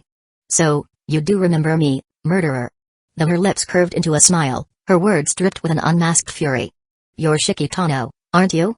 Shiki felt like he was dreaming. Though he recognized her the moment their eyes met, the memory was too fragmented, too surreal. He kept telling himself it was just a dream. But Arcuaid would never forget the agony of being cut into 17 pieces just days ago. Not only had she died, but she'd lost a significant portion of her power. If it weren't for Roy nursing her back to health, she wouldn't have recovered for a long time. If ever. Worse yet, her weakened state could have left her vulnerable to Roa or NRVNQSR chaos. Had they found her, it would have been the end. The hatred between them was now irreconcilable. So when Roy located Shiki for her, she wasted no time intercepting him on his way home. She had only one goal, to teach this murderer a lesson. He would pay. She would carve him into 17 pieces, just as he had done to her. Arcuaid's murderous intent was palpable. Shiki, meanwhile, still clung to the notion that this was some kind of nightmare. The moment he caught a glimpse of her from afar, that familiar silhouette sent chills down his spine. But the notion was too absurd, too implausible for him to accept. It wasn't until her face came into full view that he realized the horrifying truth. This was no dream. This was the same woman he had killed. The one he'd sliced into 17 pieces. How could she be here? Was she immortal? This can't be real. A monster. Faced with the sheer impossibility of the situation, Shiki froze. Beads of sweat trickled down his forehead as Arcuaid slowly closed the distance between them, her steps deliberate and unyielding. Driven by instinct, Shiki made the only choice his humanity could muster, he ran. There was no reasoning with someone whose eyes glowed malevolent crimson, not when they were someone he'd killed with his own hands. Her tone alone betrayed the wrath she harbored toward him. It was a wrath drenched in murderous intent. Shiki could understand why she despised him so deeply. But that didn't mean he could face her. He couldn't do it. Not when the person before him was someone he'd already killed once. He could feel her gaze searing into his back, a gaze that seemed capable of slicing him to ribbons. If looks could kill, he would have been eviscerated on the spot.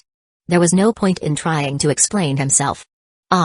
In his panic, Shiki flung his school bag aside to lighten his load, then bolted down the path as fast as his legs could carry him. He had to escape. If he didn't, he'd be killed. Just as the mysterious person had warned him, today was indeed a fateful day. But instead of a destined encounter, it was the kind that spelled his doom. Murderer. Somebody. Help me. As he fled, Arcuaid's lips curled into a scornful smirk. A murderer begging for help? How ironic. No matter who showed up. Be it the church's executors or the local ley line guardians. He wouldn't escape her judgment today. You're not getting away. With a swift motion, Arcuaid hefted a massive rock into the air and hurled it like a missile. It flew through the air with terrifying speed, smashing into Shiki's back with a resounding thud. The impact sent him sprawling, his body tumbling several times before finally coming to a stop. Arcuaid's strike had been merciless. Shiki lay prone on the ground, every fiber of his being screaming in pain. The force he just endured. What was it? It felt as though he'd been hit by a truck. They would have been dead on the spot if it had been an ordinary person. Yet somehow, Shiki staggered back to his feet, his body trembling. Most of the rock's momentum had been absorbed as he rolled across the ground, but the sheer agony still threatened to overwhelm him. Was it sheer luck? Or some primal survival instinct? Arcuaid found herself slightly taken aback by the scene before her. Despite the extent of her attack, the boy hadn't retaliated with his mystic eyes of death perception. What was going on? This pitifully fragile figure was a far cry from the man who had mercilessly dismembered her. If it weren't for the unmistakable familiarity of his face and the aura surrounding him, she might have doubted whether Roy had led her to the wrong person. Watching Shikitano's stumbling silhouette retreat into the distance, Arcueid raised her hand, hesitated for a moment, and then let it fall back to her side. "I'll spare your life for now." Roy had explicitly instructed her to teach this brat who had sliced her into 17 pieces a lesson. But to leave him alive. Though her fury toward this murderer roared within her like an unquenchable fire, she suppressed it, opting to heed Roy's words. She wasn't entirely sure what Roy had planned, but it didn't matter. He wouldn't escape her grasp. Run. Keep running. Run until every ounce of strength is gone. Huff. Huff. Huff. She's not following me. After what felt like an eternity of running, Shikitano, battered and exhausted, finally stumbled into a small park. He leaned heavily against a bench, his chest heaving as he gasped for air.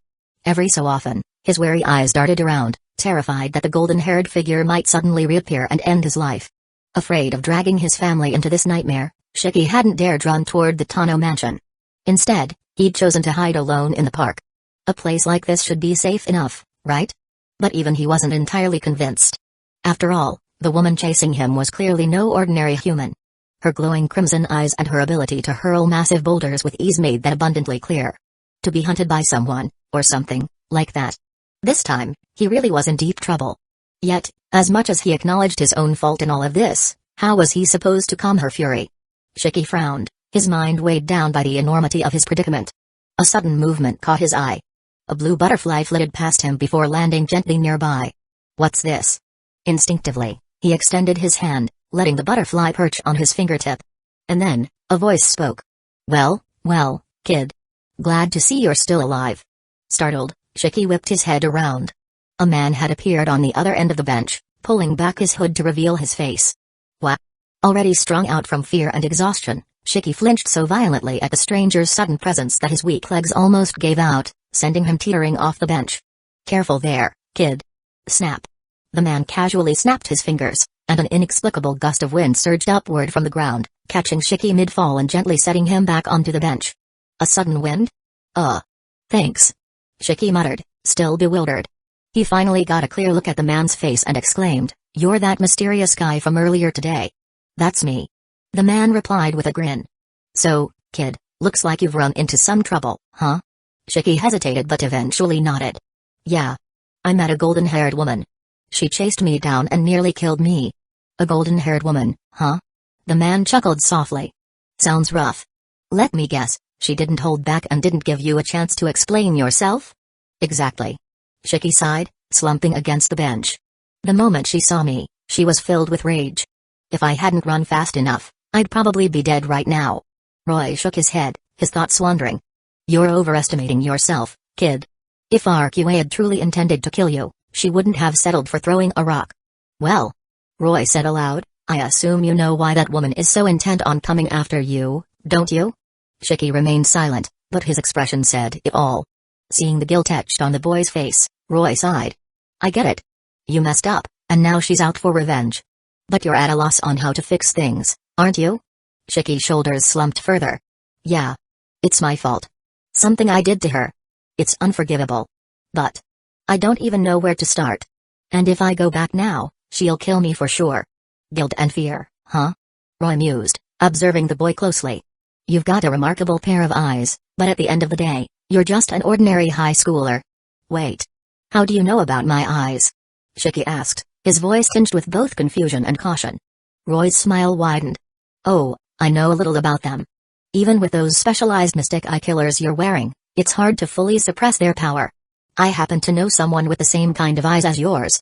He leaned in slightly, his tone dropping to a conspiratorial whisper. "You used those eyes to kill that woman, didn't you? The one who's after you now. And those eyes of yours. They have a very distinct name." Roy's voice grew deliberate. "They're called the mystic eyes of death perception." "The mystic eyes of death perception?" Shiki repeated, the name rolling awkwardly off his tongue. "It's a powerful gift. With those eyes, you can see the death of nearly anything as cracks or lines on their surface. All it takes is a sharp blade tracing along one of those lines, and the damage you inflict is absolute. Unhealable and irreversible. Those glasses you're wearing are called mystic eye killers. They're specially designed to suppress the power of your eyes. Surely you've figured that out by now? So that's what they're called. Mystic eye killers. Hearing Roy so effortlessly unveil his secret, Shiki's breath hitched. These eyes had terrified him as a child. They revealed an unbearable world of fractures and seams, where everything appeared as though it was on the verge of falling apart. Worse yet, he had discovered that by running a blade along those lines, he could destroy anything with ease. But the weight of that power had been too much for a boy to bear. No one had believed him when he spoke of the lines. Instead, they had dismissed him with scoldings and ridicule. Until she had appeared. The woman with hair like flames. She had taught him how to live with his eyes. How to respect life. And she had given him the very glasses that now protected him. Ms. Oko. The memories stirred something deep within him, and Shiki murmured her name as if in a trance. Soon enough, Roy's soft cough pulled Shiki Tano back to reality from his moment of nostalgia. Although Shiki had already realized that the mysterious man before him was no ordinary individual, the ease with which Roy revealed his secrets left Shiki deeply unsettled. His left hand had instinctively slipped into his pocket, gripping the small knife his father had left him. Roy, noticing Shiki's guarded expression, said nothing. He merely shook his head slightly. Because the person truly involved in this matter had arrived. Yes, it's because of those monstrous eyes of yours that I was killed. A familiar voice said, sending a jolt of fear through Shiki. He turned his head in alarm, only to see Arcuaid approaching from a distance. Run. The thought screamed in his mind. But before Shiki could act, Roy's firm hand pressed down on his shoulder. Reacting on instinct, Shiki drew the sharp knife from his pocket and slashed at Roy, hoping to free himself. But Roy effortlessly caught the blade between two fingers. It was then that Roy's gaze lingered on the engraved characters on the knife, Nanaya. So that's it. Sit down, kid. Running away won't solve anything. As a man, you should take responsibility for your actions. Shiki, unable to resist the force of Roy's grip, had no choice but to comply. The knife, a memento from his father, was taken from him, leaving him powerless. He sat back down, his eyes fixed anxiously on Arcuaid as she drew closer. When Arcuaid reached Roy's side, she leaned over to face Shiki. Her expression was composed, but her tone was sharp and accusatory. So, I've finally caught you, you murderer. Do you remember? The ambush at the apartment entrance? The ruthless 17 dissections? You're... Shiki froze as the bloody memories surged back into his mind. Ah, so you do remember. Arcuaid said, her voice chillingly calm. In that case, let's discuss your 17 dissections. Where should I start on you? I'm sorry. Please forgive me. Shiki shouted, bowing his head in desperation as Arcuaid advanced on him. Stop scaring him, Arcuaid. He understood that Shiki's actions weren't entirely his own doing. As the protagonist of Tsukuheim, Shiki Tano wasn't the type to commit atrocities willingly. Roy initially suspected the influence of the demonic bloodline of the Tano family. However, his earlier examination using the butterfly revealed no such traits in Shiki's blood. Instead, there was a unique power that felt oddly familiar to Roy. That knife. Its craftsmanship and the engraved name added further weight to his suspicions. It was clear to Roy that Shiki's actions were not of his own volition. This realization was why he stopped Arcuaid from taking things too far. Relax, kid. She won't hurt you. I'm here because there's something I need to discuss with you. Shiki hesitated, his trust wavering. What? What do you want to talk about? First, compensation. And then, we'll visit your family. Compensation?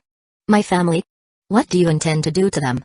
Talk. You don't think you can kill someone and walk away without consequences, do you? As for visiting your family, it's just business. Nothing more. Shiki was at a loss for words, unable to argue but unwilling to relent. Not willing to cooperate. That's fine, I can find your house with or without your help.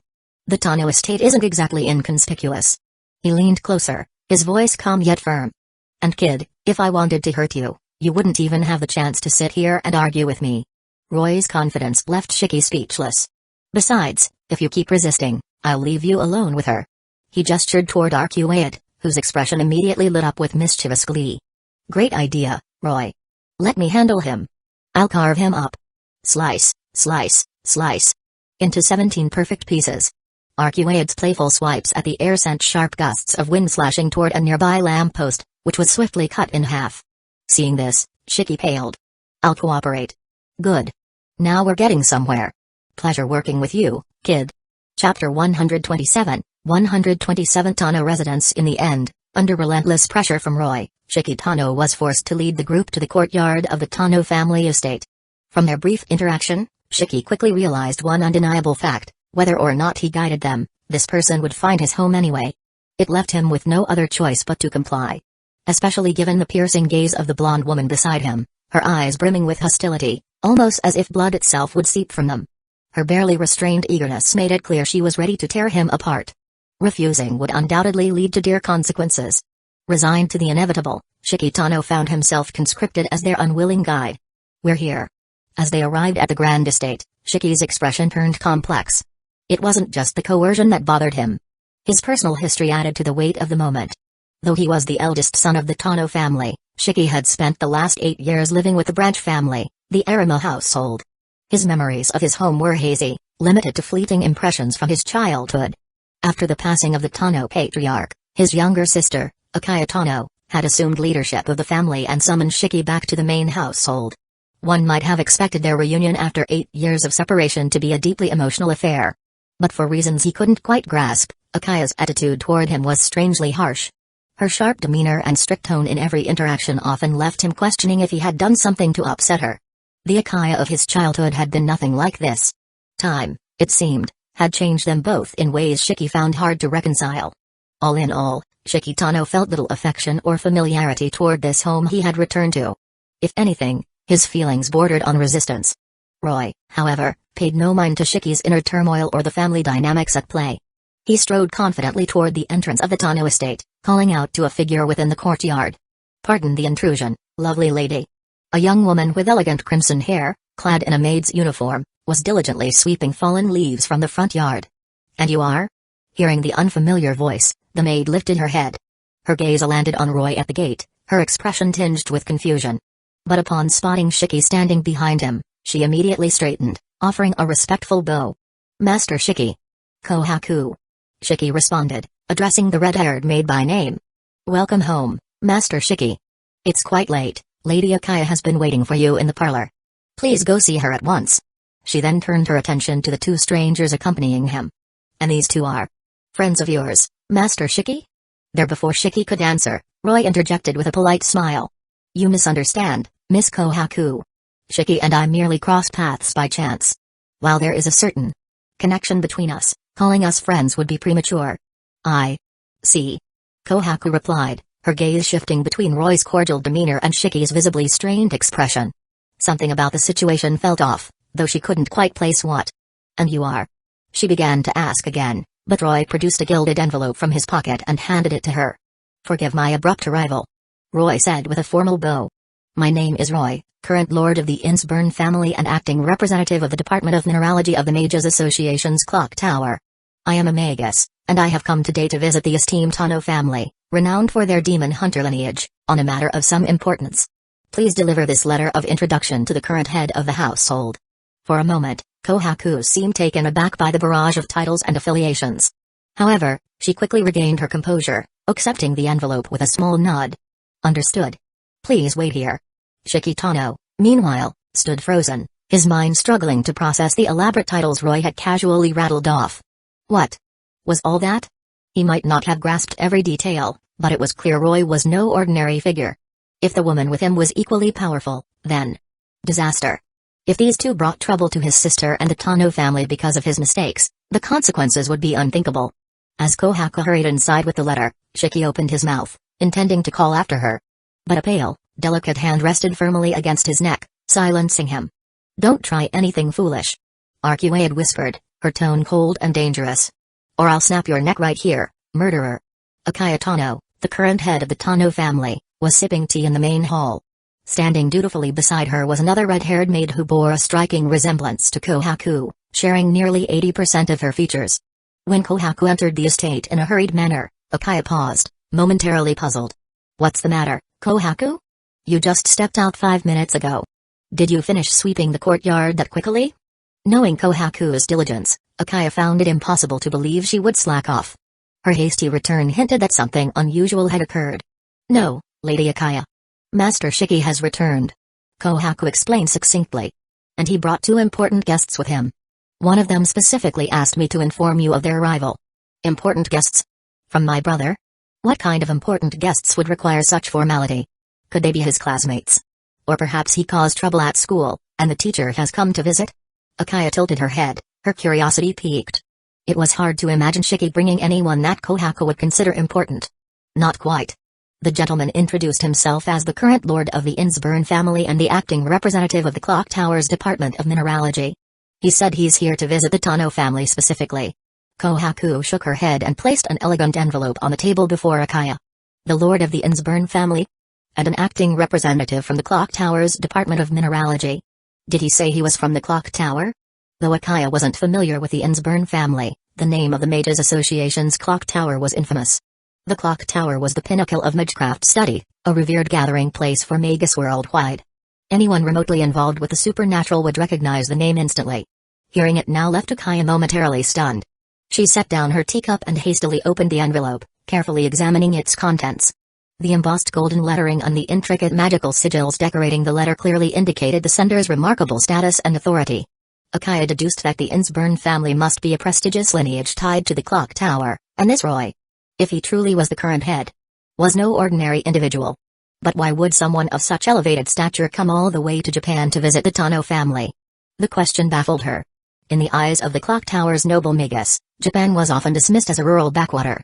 Its Magus, particularly those from smaller families, were typically regarded with condescension. What could compel such a prominent figure to personally visit her modest Tano family?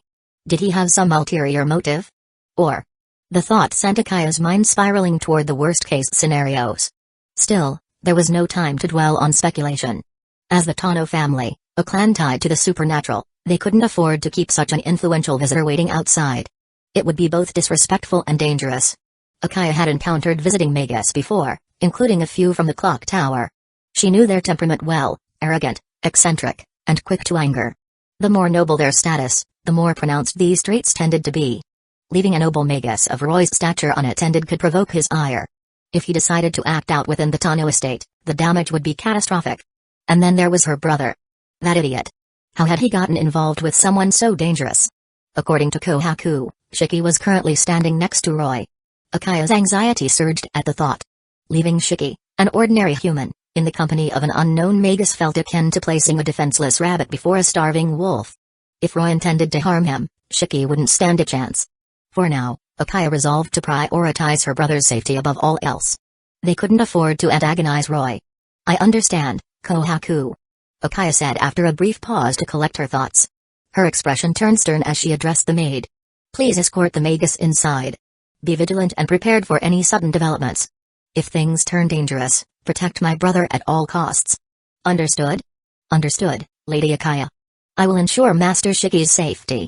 Then I leave it to you. Satisfied with Kohaku's response, Akaya turned to the other maid standing nearby. Kohaku, come with me. Yes, Lady Akaya. A few minutes later. Upon receiving Akaya's invitation, Roy, accompanied by Arcuade, followed the maid named Hisui into the Tano family mansion.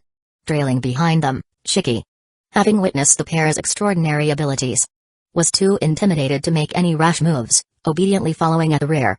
The atmosphere was tense as both Shiki and Hisui remained on high alert throughout the walk, though fortunately, nothing untoward occurred. Soon enough, the current head of the Tano family, Shiki's younger sister, Akaya Tano, appeared in the mansion's grand hall, awaiting their arrival. As the mansion's ornate doors swung open, pushed by Hisui, Akaya's poised figure came into view. She possessed a dignified, elegant beauty, her sharp features framed by waist-length jet black hair. Though still youthful, her demeanor exuded the authority of a family head, complemented by a refined air befitting a woman of noble upbringing. The black and white accented formal dress she wore further emphasized her composure and grace. Welcome. I am Akaya Tano, the current head of the Tano family. It is an honor to receive two distinguished Magus from the Clock Tower here today. Akaya said with measured courtesy. Though wary, her tone was neither servile nor overbearing, reflecting the excellent upbringing of a traditional family head. Apologies for intruding. Roy replied with a polite nod. Matching her formality, he introduced himself and his companion. This is my associate, Arcuade. She has accompanied me on this visit, though, as someone who has spent much of her time abroad, she might not fully grasp the local customs. Should there be any breaches in etiquette, I ask for your understanding, Miss Akaya. As he spoke, Roy discreetly gave Arcuade a warning glance, silently urging her to stop glaring so intently at Shiki. If her intense gaze continued, the atmosphere would sour beyond repair. Arcuade? Oh, you're speaking to me? Arcuade's response was as nonchalant as her demeanor. Hello there. However, She failed to grasp Roy's subtle cue. After offering a perfunctory greeting to Akaya, her eyes immediately snapped back to Shiki, locking onto him like a predator tracking prey.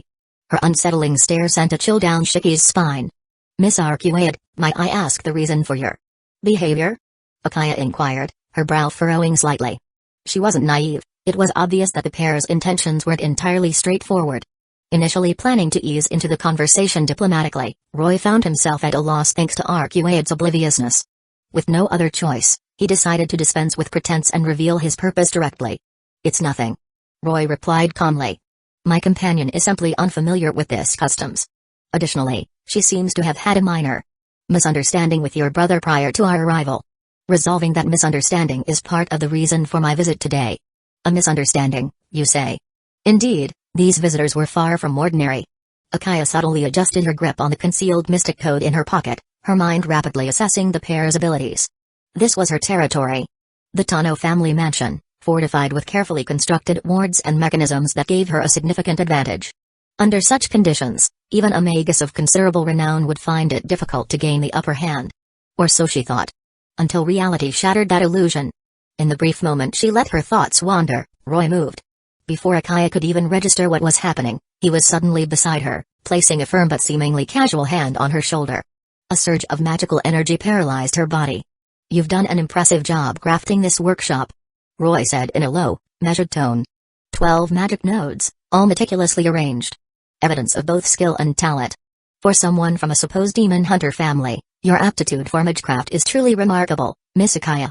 Akaya's breath hitched. His words weren't just an observation. They were a declaration of superiority, revealing her hidden strategies as effortlessly as flipping a page in a book. She had no time to respond, no means to resist. Roy's speed was simply beyond comprehension. Not even Shiki or Hisui could follow his movements. To them, it was as if he had vanished from his previous position, leaving only a blurred afterimage before reappearing beside Akaya in an instant. This was no ordinary magus. The power Roy demonstrated was nothing short of overwhelming. Akaya realized that if he had wanted to kill her, she wouldn't have stood a chance. "Now," Roy said, releasing her shoulder and stepping back. "Why don't we continue this conversation somewhere more comfortable? Perhaps the Tano family's reception room?" He spoke with an air of polite finality, as though the matter were already decided. "Of course," Akaya replied, her voice trembling despite her best efforts to maintain composure. Her face was pale, and her hands trembled slightly as she issued the necessary instructions. "Kohaku, please escort our guests to the reception room." "Yes, Lady Akaya." A red-haired girl, nearly identical in appearance to Hisui, stepped forward with a polite bow. She had been waiting in a nearby room for Akaya's orders and now hastened to fulfill her new task. "Right this way, please." Chapter 128, 128 Who Killed Me? After a brief exchange, Roy and Arcuaid followed Kohaku into a spacious and well-lit parlor. The Tano family's reputation as a prominent local clan was evident in the parlor's design. While it couldn't rival the opulence of the El Meloy or Innsbruck, the room achieved a standard of elegance that was impeccable in its own right. At the center stood a luxurious marble table, complemented by a crystal chandelier overhead. European-style oil paintings adorned the walls, lending the room a stately ambience that bore a striking resemblance to the El Meloy family's parlor. Roy settled into a seat in the corner, his presence calm yet commanding. Arcuaid, having released her firm grip on Shiki Tano's wrist, followed suit and took a seat beside him.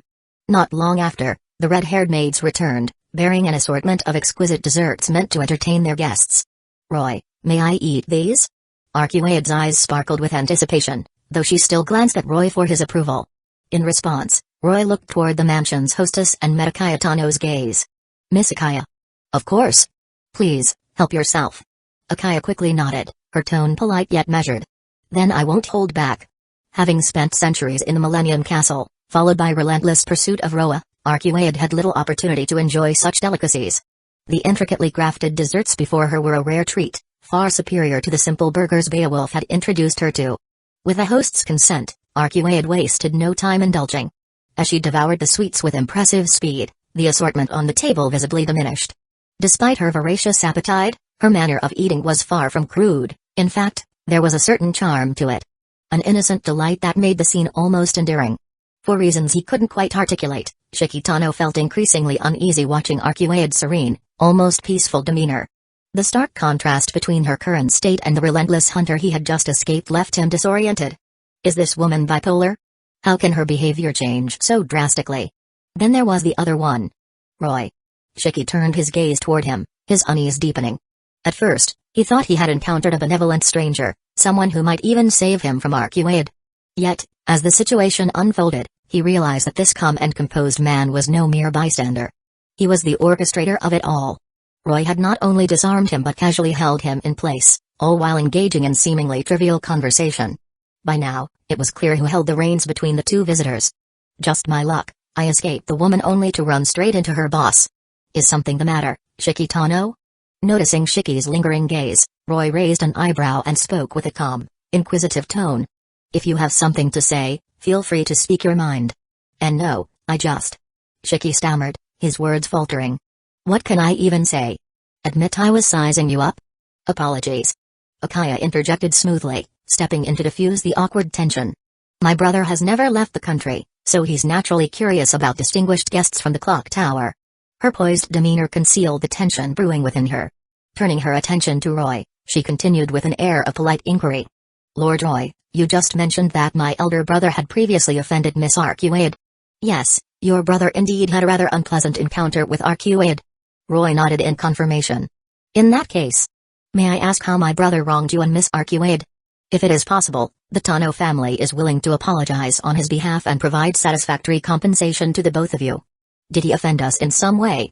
Hearing Akaya Tano's calm words, Roy chuckled softly. His gaze briefly swept over Shiki Tano, who sat across from him, stiff with nerves but trying to appear composed. I see. Miss Akaya, despite your youth, your poise and grace already befit the head of a distinguished family. You're truly a natural-born leader. In contrast, Shiki Tano seems a bit lacking in maturity. Even now, you refuse to come clean about the truth? That's not what a man should do. Still, you are quite fortunate. Roy paused, smiling faintly as he praised Akaya once more. Miss Akaya, your brother is truly lucky to have such a capable and brilliant younger sister. It's enviable, really. Ordinarily, such compliments might have pleased Akaya Tano. But standing before an enigmatic figure whose depth remained unreadable, she dared not let her guard down for even a moment. Her reply remained cautious, her tone steady. You flatter me, but I am simply fulfilling my duties as a sister and head of the family. No need to be so modest. I'm rarely wrong when assessing people. However, Roy tapped the surface of the table with his finger. His gaze suddenly sharpened, and an overwhelming magical aura radiated outward, blanketing the room in oppressive tension. He spoke in a low, grave voice. Miss Akaya, you mentioned offering compensation. But do you truly understand the extent of your brother's actions? The suffocating presence made Akaya's hairs stand on end, and Shiki Tano felt as if death itself had locked its gaze upon him. It was no exaggeration to say that their lives now rested in Roy's grasp. Such an effortless display of power. Magical energy unleashed with terrifying precision. Was this man even human? Beneath this immense pressure, Akaya's brows furrowed. Despite her trembling nerves, she maintained composure as best she could, responding with a polite but firm tone. My apologies. I truly do not know how my brother has offended your companions. If you could clarify, we would be most grateful. Clarify, you say? Very well. Roy leaned back slightly. If I were to tell you that your brother killed one of my companions, how do you propose to repay such a debt, Miss Akaya? Silence. A deathly silence enveloped the room. At last, Roy's words shattered the tenuous calm. Akaya's fingers trembled. The delicate porcelain cup in her hand slipped, crashing to the floor with a sharp crack. The shattered fragments mirrored the disbelief in her wide eyes as she stared at Roy, her voice quivering with shock. That's impossible. My brother would never kill someone. Roy remained silent, his expression unchanging as he watched her. Realizing her outburst, Akaya quickly reined in her emotions. Years of discipline and poise won out against the storm of fury and confusion within her. I apologize for my outburst. I can assure you my brother is not the sort of person who would harm others. Lord Roy, there must be some misunderstanding here. Misunderstanding? Misunderstanding? When he pinned me down and split me into 17 pieces, I would have liked to ask that myself. Arcuaid, who had been quietly savoring her desserts, slammed her unfinished plate down. Rising to her feet, she glared at Akaya, ready to argue. Arcuaid, calm yourself. Let's hear Miss Akaya out first. Roy placed a hand on Arcuaid's shoulder, gently pressing her back into her seat.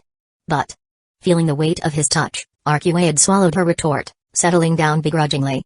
Her eyes, however, continued to smolder with indignation. Humphrey. Consider yourself lucky, Akaya Tano. Calm down, Arcuaid. Acting rashly will only worsen the situation. Trust me, justice will be served.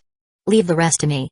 Roy tousled Arcuaid's hair lightly, eliciting a huff of irritation before turning his gaze back to Akaya, whose expression mirrored her internal turmoil. His tone softened. Miss Akaya, I understand your desire to defend your brother. But please, collect yourself. Staying composed is essential. And Arcuaid, no more provocations. Violence won't resolve this matter. Once both sides had calmed, Roy offered a suggestion. Since debate alone will lead us nowhere, why don't we let the involved party, Shikitano himself, describe the events as he remembers them? We'll judge from there. I'll go along with whatever Roy decides. I have no objections either. Akaya nodded, confident in her brother's innocence. She believed there had to be some misunderstanding. However, Akaya, From behind her, Shiki's trembling voice broke the uneasy calm. Brother? Akaya turned toward him, her concern growing as she noticed his pale face and downcast eyes. A sinking feeling began to gnaw at her heart. No. It couldn't be. Roy's gaze bore into Shiki, his tone deceptively gentle. Shikitano, would you mind recounting the events of that day for us? I'm sorry. It was my fault. Shiki's voice faltered as he lowered his head in shame. In that moment, the truth became undeniable. You see? Arcuaid declared triumphantly. Even the killer himself has confessed. Miss Akaya, do you have anything else to say in defense? Roy asked calmly, his tone devoid of malice yet piercing in its certainty. Akaya's world crumbled at Shiki's admission. Her face turned ashen, her body trembling as if the ground beneath her had vanished. Unable to maintain her balance, she collapsed into her chair, her voice barely a whisper. This can't be true. Chapter 129, 129 Serpent of Akasha. At the moment Shikitano confessed his crime, it was as though the world had collapsed for Akaya Tano, who had always placed unwavering faith in her brother. The sheer weight of shock and pressure caused her to fall back onto her chair, unable to maintain her composure.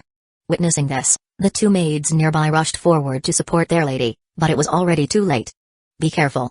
A warm voice reached her ears. A sudden, inexplicable gust of wind arose within the spacious reception room. It was reminiscent of the breeze that had lifted Shiki back in the park. This mysterious current gently caught Akaya's frail body, preventing her from hitting the ground. Akaya. Miss Akaya. Seeing that his sister was unharmed, Shikitano wasted no time. He leaped to her side, pulling her into his arms, while the two maids arrived to assist. Roy, observing this scene, remained silent, resting his chin on one hand as he carefully chose his words. Do not be too agitated, Miss Akaya. Your brother understands the weight of his sins better than anyone. Rest assured, I will not wrong him, but I also will not allow his transgressions to be overlooked. The mistakes one makes must be borne by oneself. Yes, it's all my fault. Please, do not harm Akaya or anyone else.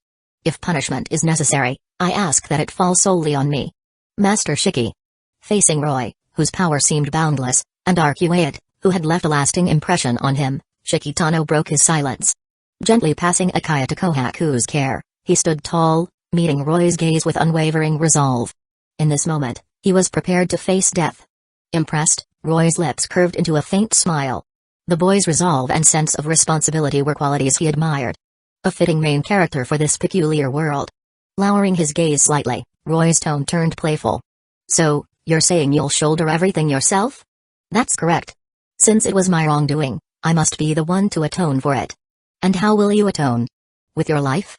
Roy's eyes narrowed, his voice cold and sinister. Shiki swallowed hard. Though fear gripped him, the thought of protecting his family held him firm. Fine. Please, spare Akaya. I'm willing to atone with my life. No, brother. Don't do it. Akaya cried, trying desperately to intervene. Even Arcuaid, who had harbored resentment toward Shiki, couldn't help but view him in a new light. Despite being overwhelmed by fear, he still made such a choice. That was the intriguing nature of humanity. But Roy had no intention of claiming Shiki's life. Although he was intrigued by the mystic eyes of death perception, their incompatibility with his fighting style rendered them of little value. Moreover, exploiting Arcuaid's pain for his gain was something Roy would never consider. With his goal nearly achieved, Roy decided to end the standoff. Relax. I already said I wouldn't take your life. You acted not out of malice, but circumstance. If I had deemed you truly irredeemable, you would not have survived our first meeting. Shiki froze, his terror slowly dissipating as the suffocating aura lifted. Roy harbored no intent to kill him. However, don't celebrate just yet, Shikitano. You took a life, and that debt must be repaid. Fixing his gaze on Shiki, whose relief was short-lived, Roy declared, "No matter the circumstances, you must make amends to the utmost of your abilities. Taking a life is a grave sin. Do you understand? I'll do whatever it takes to atone." Shiki responded without hesitation, his voice firm. "Good. That's the spirit." Roy nodded approvingly. "You possess remarkable potential, Shiki Tano. Use it to make things right with Arcuaid." "What?" Arcuaid exclaimed, her eyes wide with confusion. She couldn't fathom how this murderer could offer her any assistance. Roy delivered his verdict. "While Arcuaid remains in this city, you will join us in hunting dead apostles. Whether through direct combat or by aiding in other ways, you will compensate for what you've taken. Is that acceptable, Shiki Tano?" Dead apostles? Shiki's confusion mirrored Akaya's, though her furrowed brows suggested a deeper understanding. Unlike Shiki, who had been separated from the Tano family for years, Akaya had undergone training in magecraft and was familiar with such non-human entities. The Tano family, though not a true demon hunter lineage, had long branded itself as protectors against the supernatural. Knowledge of such beings was essential to maintaining that facade. "Yes," Roy confirmed, tapping the table rhythmically. "Numerous dead apostles have infiltrated Misaki town, treating it as their personal feeding ground. Even now, they're likely feasting in some dark corner of the city." Akaya's expression darkened as the pieces fell into place. The missing persons, the grisly murders plaguing the city. It was all the work of these inhuman monsters. Raising her head, she looked to Roy, seeking more information about these dead apostles. However, Roy's faintly mocking smile sent her blood boiling. In an instant, her delicate face flushed red with anger and humiliation. As the local protector, she had failed to detect the presence of these monsters, allowing an outsider to expose her incompetence. It was a severe blow to her pride as the head of the Tano family. No wonder there have been so many disappearances and murders in Misaki town recently.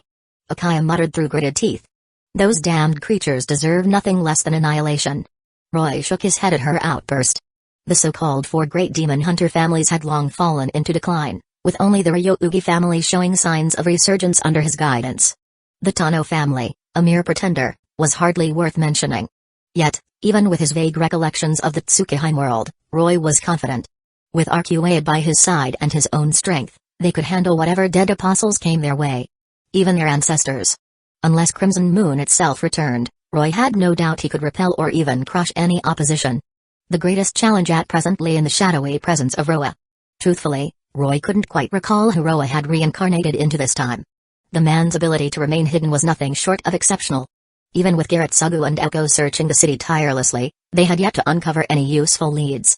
This was precisely why Roy turned his attention to Shiki Tano. Coming to find Shiki wasn't merely about avenging Arcuaid, who had been preoccupied with the murderer. The more critical goal was to find a key to breaking the deadlock. As the main character of Tsukuheim, Shiki Tano was destined to be swept into the whirlpool of conflict. Roy vaguely remembered there was some connection between Shiki and Roa. Since Roa couldn't be located for now, it made sense to keep Shiki nearby and see if he could serve as a beacon to Roa's whereabouts. At the very least, observing the peculiar nature of Shiki's mystic eyes of death perception was already a significant gain. As for how Arcuaid would deal with Shiki after bringing him back, Roy had no intention of interfering. So long as she didn't go too far, he would turn a blind eye. After all, no one should preach forgiveness for pain they themselves hadn't endured. The 17 pieces of Arcuaid's body weren't his burden to bear, and he had no right to decide on her behalf whether she should forgive. Following a brief explanation from Shiki, Akaya Tano finally understood why these two strangers had come knocking. No matter how much she wanted to protect her brother, she couldn't deny that this entire situation stemmed from his mistake. That the two had chosen to confront him directly was only to be expected. In fact, considering their overwhelming power and resources, the fact that they hadn't taken Shiki's life outright but instead offered him a chance to atone was an act of extraordinary mercy. While hunting dead apostles was far from a simple task and rife with danger, it was a responsibility that the Tano family, as self-proclaimed demon hunters, ought to bear without complaint. Now that the conversation had reached this point, Akaya's emotions had cooled. She bowed respectfully to Roy, expressing her heartfelt gratitude for his generosity. Even her tone grew more amicable. "I sincerely thank you both for bringing us this vital information. Rest assured that, as the demon hunter family of this region, the Tano household will do everything in its power to eliminate the dead apostles lurking in the city and resolve this matter." Demon hunter family. She was truly embracing the role, wasn't she? Well said. Roy nodded slightly, choosing not to expose the Tano family's inhuman lineage. Instead, he followed Akaya's lead and replied gently. "It's good to see such responsibility. As the local demon hunter family, it's only right for you to bear such duties. However, I must caution you. Stick to clearing out the minor threats. Digging too deeply into this matter will only lead to casualties. And frankly, the Tano family doesn't have enough lives to spare. Roy's blunt words made Akaya's body stiffen. Are you suggesting the enemies here aren't just mere vampires, ghouls, or common dead apostles? There are bigger players behind this chaos. Figures known as the 27 Dead Apostle Ancestors. T27 Dead Apostle Ancestors. Are you saying those creatures are involved? Hearing those names from Roy, Akaya shot to her feet, her eyes wide with disbelief. Her hands trembled involuntarily, shaken by the infamous reputations of such monsters. That's correct, Roy affirmed calmly. This particular turmoil is the work of several ancestors. Known participants include the 10th ancestor, NRVNQSR Chaos, and the one holding the X seat, Michael Rowe of Aldamjong, the Serpent of Akasha. As for whether more will join, I cannot yet say. But mark my words. This is no simple matter. With an indifferent expression, Roy rubbed his chin. That's why I advise you not to get too deeply involved. Because doing so will surely lead to death. Dead apostles. The ancestors. What are these things? Unlike Roy, who remained composed, or Akaya, who was visibly shaken, Shiki was utterly lost. These unfamiliar terms baffled him. Brother. Akaya began, attempting to explain. Dead apostles are. But Roy interrupted with a concise explanation. Vampires. Think of them as the vampires from Western fantasy novels. As for the 27 dead apostle ancestors, you could liken them to many versions of Count Dracula. Exceptionally powerful vampires. The straightforward analogy made it easy for Shiki, who had no prior exposure to the supernatural, to grasp the concept. Vampires actually exist. While Shiki struggled to process this revelation, Akaya cradled her head in her hands. If what Lord Roy says is true and several ancestors are in this city, they are far beyond the Tano family's ability to handle. Precisely. Roy said with a nod. So proceed carefully. Investigate if you must, but don't overstep your bounds. This is a depth the Tano family cannot navigate. Then, is there anything we can do to help? Of course. As a prominent local family, you're well positioned to gather information. Focus on finding potential candidates for Roa's reincarnation. Once located, report their whereabouts to me without taking independent action. I will handle the rest. That much is within our capabilities. Akaya replied confidently. The Tano family's influence in this city is considerable. But even so, blindly searching for targets is no different from finding a needle in a haystack. Do you have any characteristics or patterns to identify Roa's reincarnation? Akaya quickly pinpointed the key issue.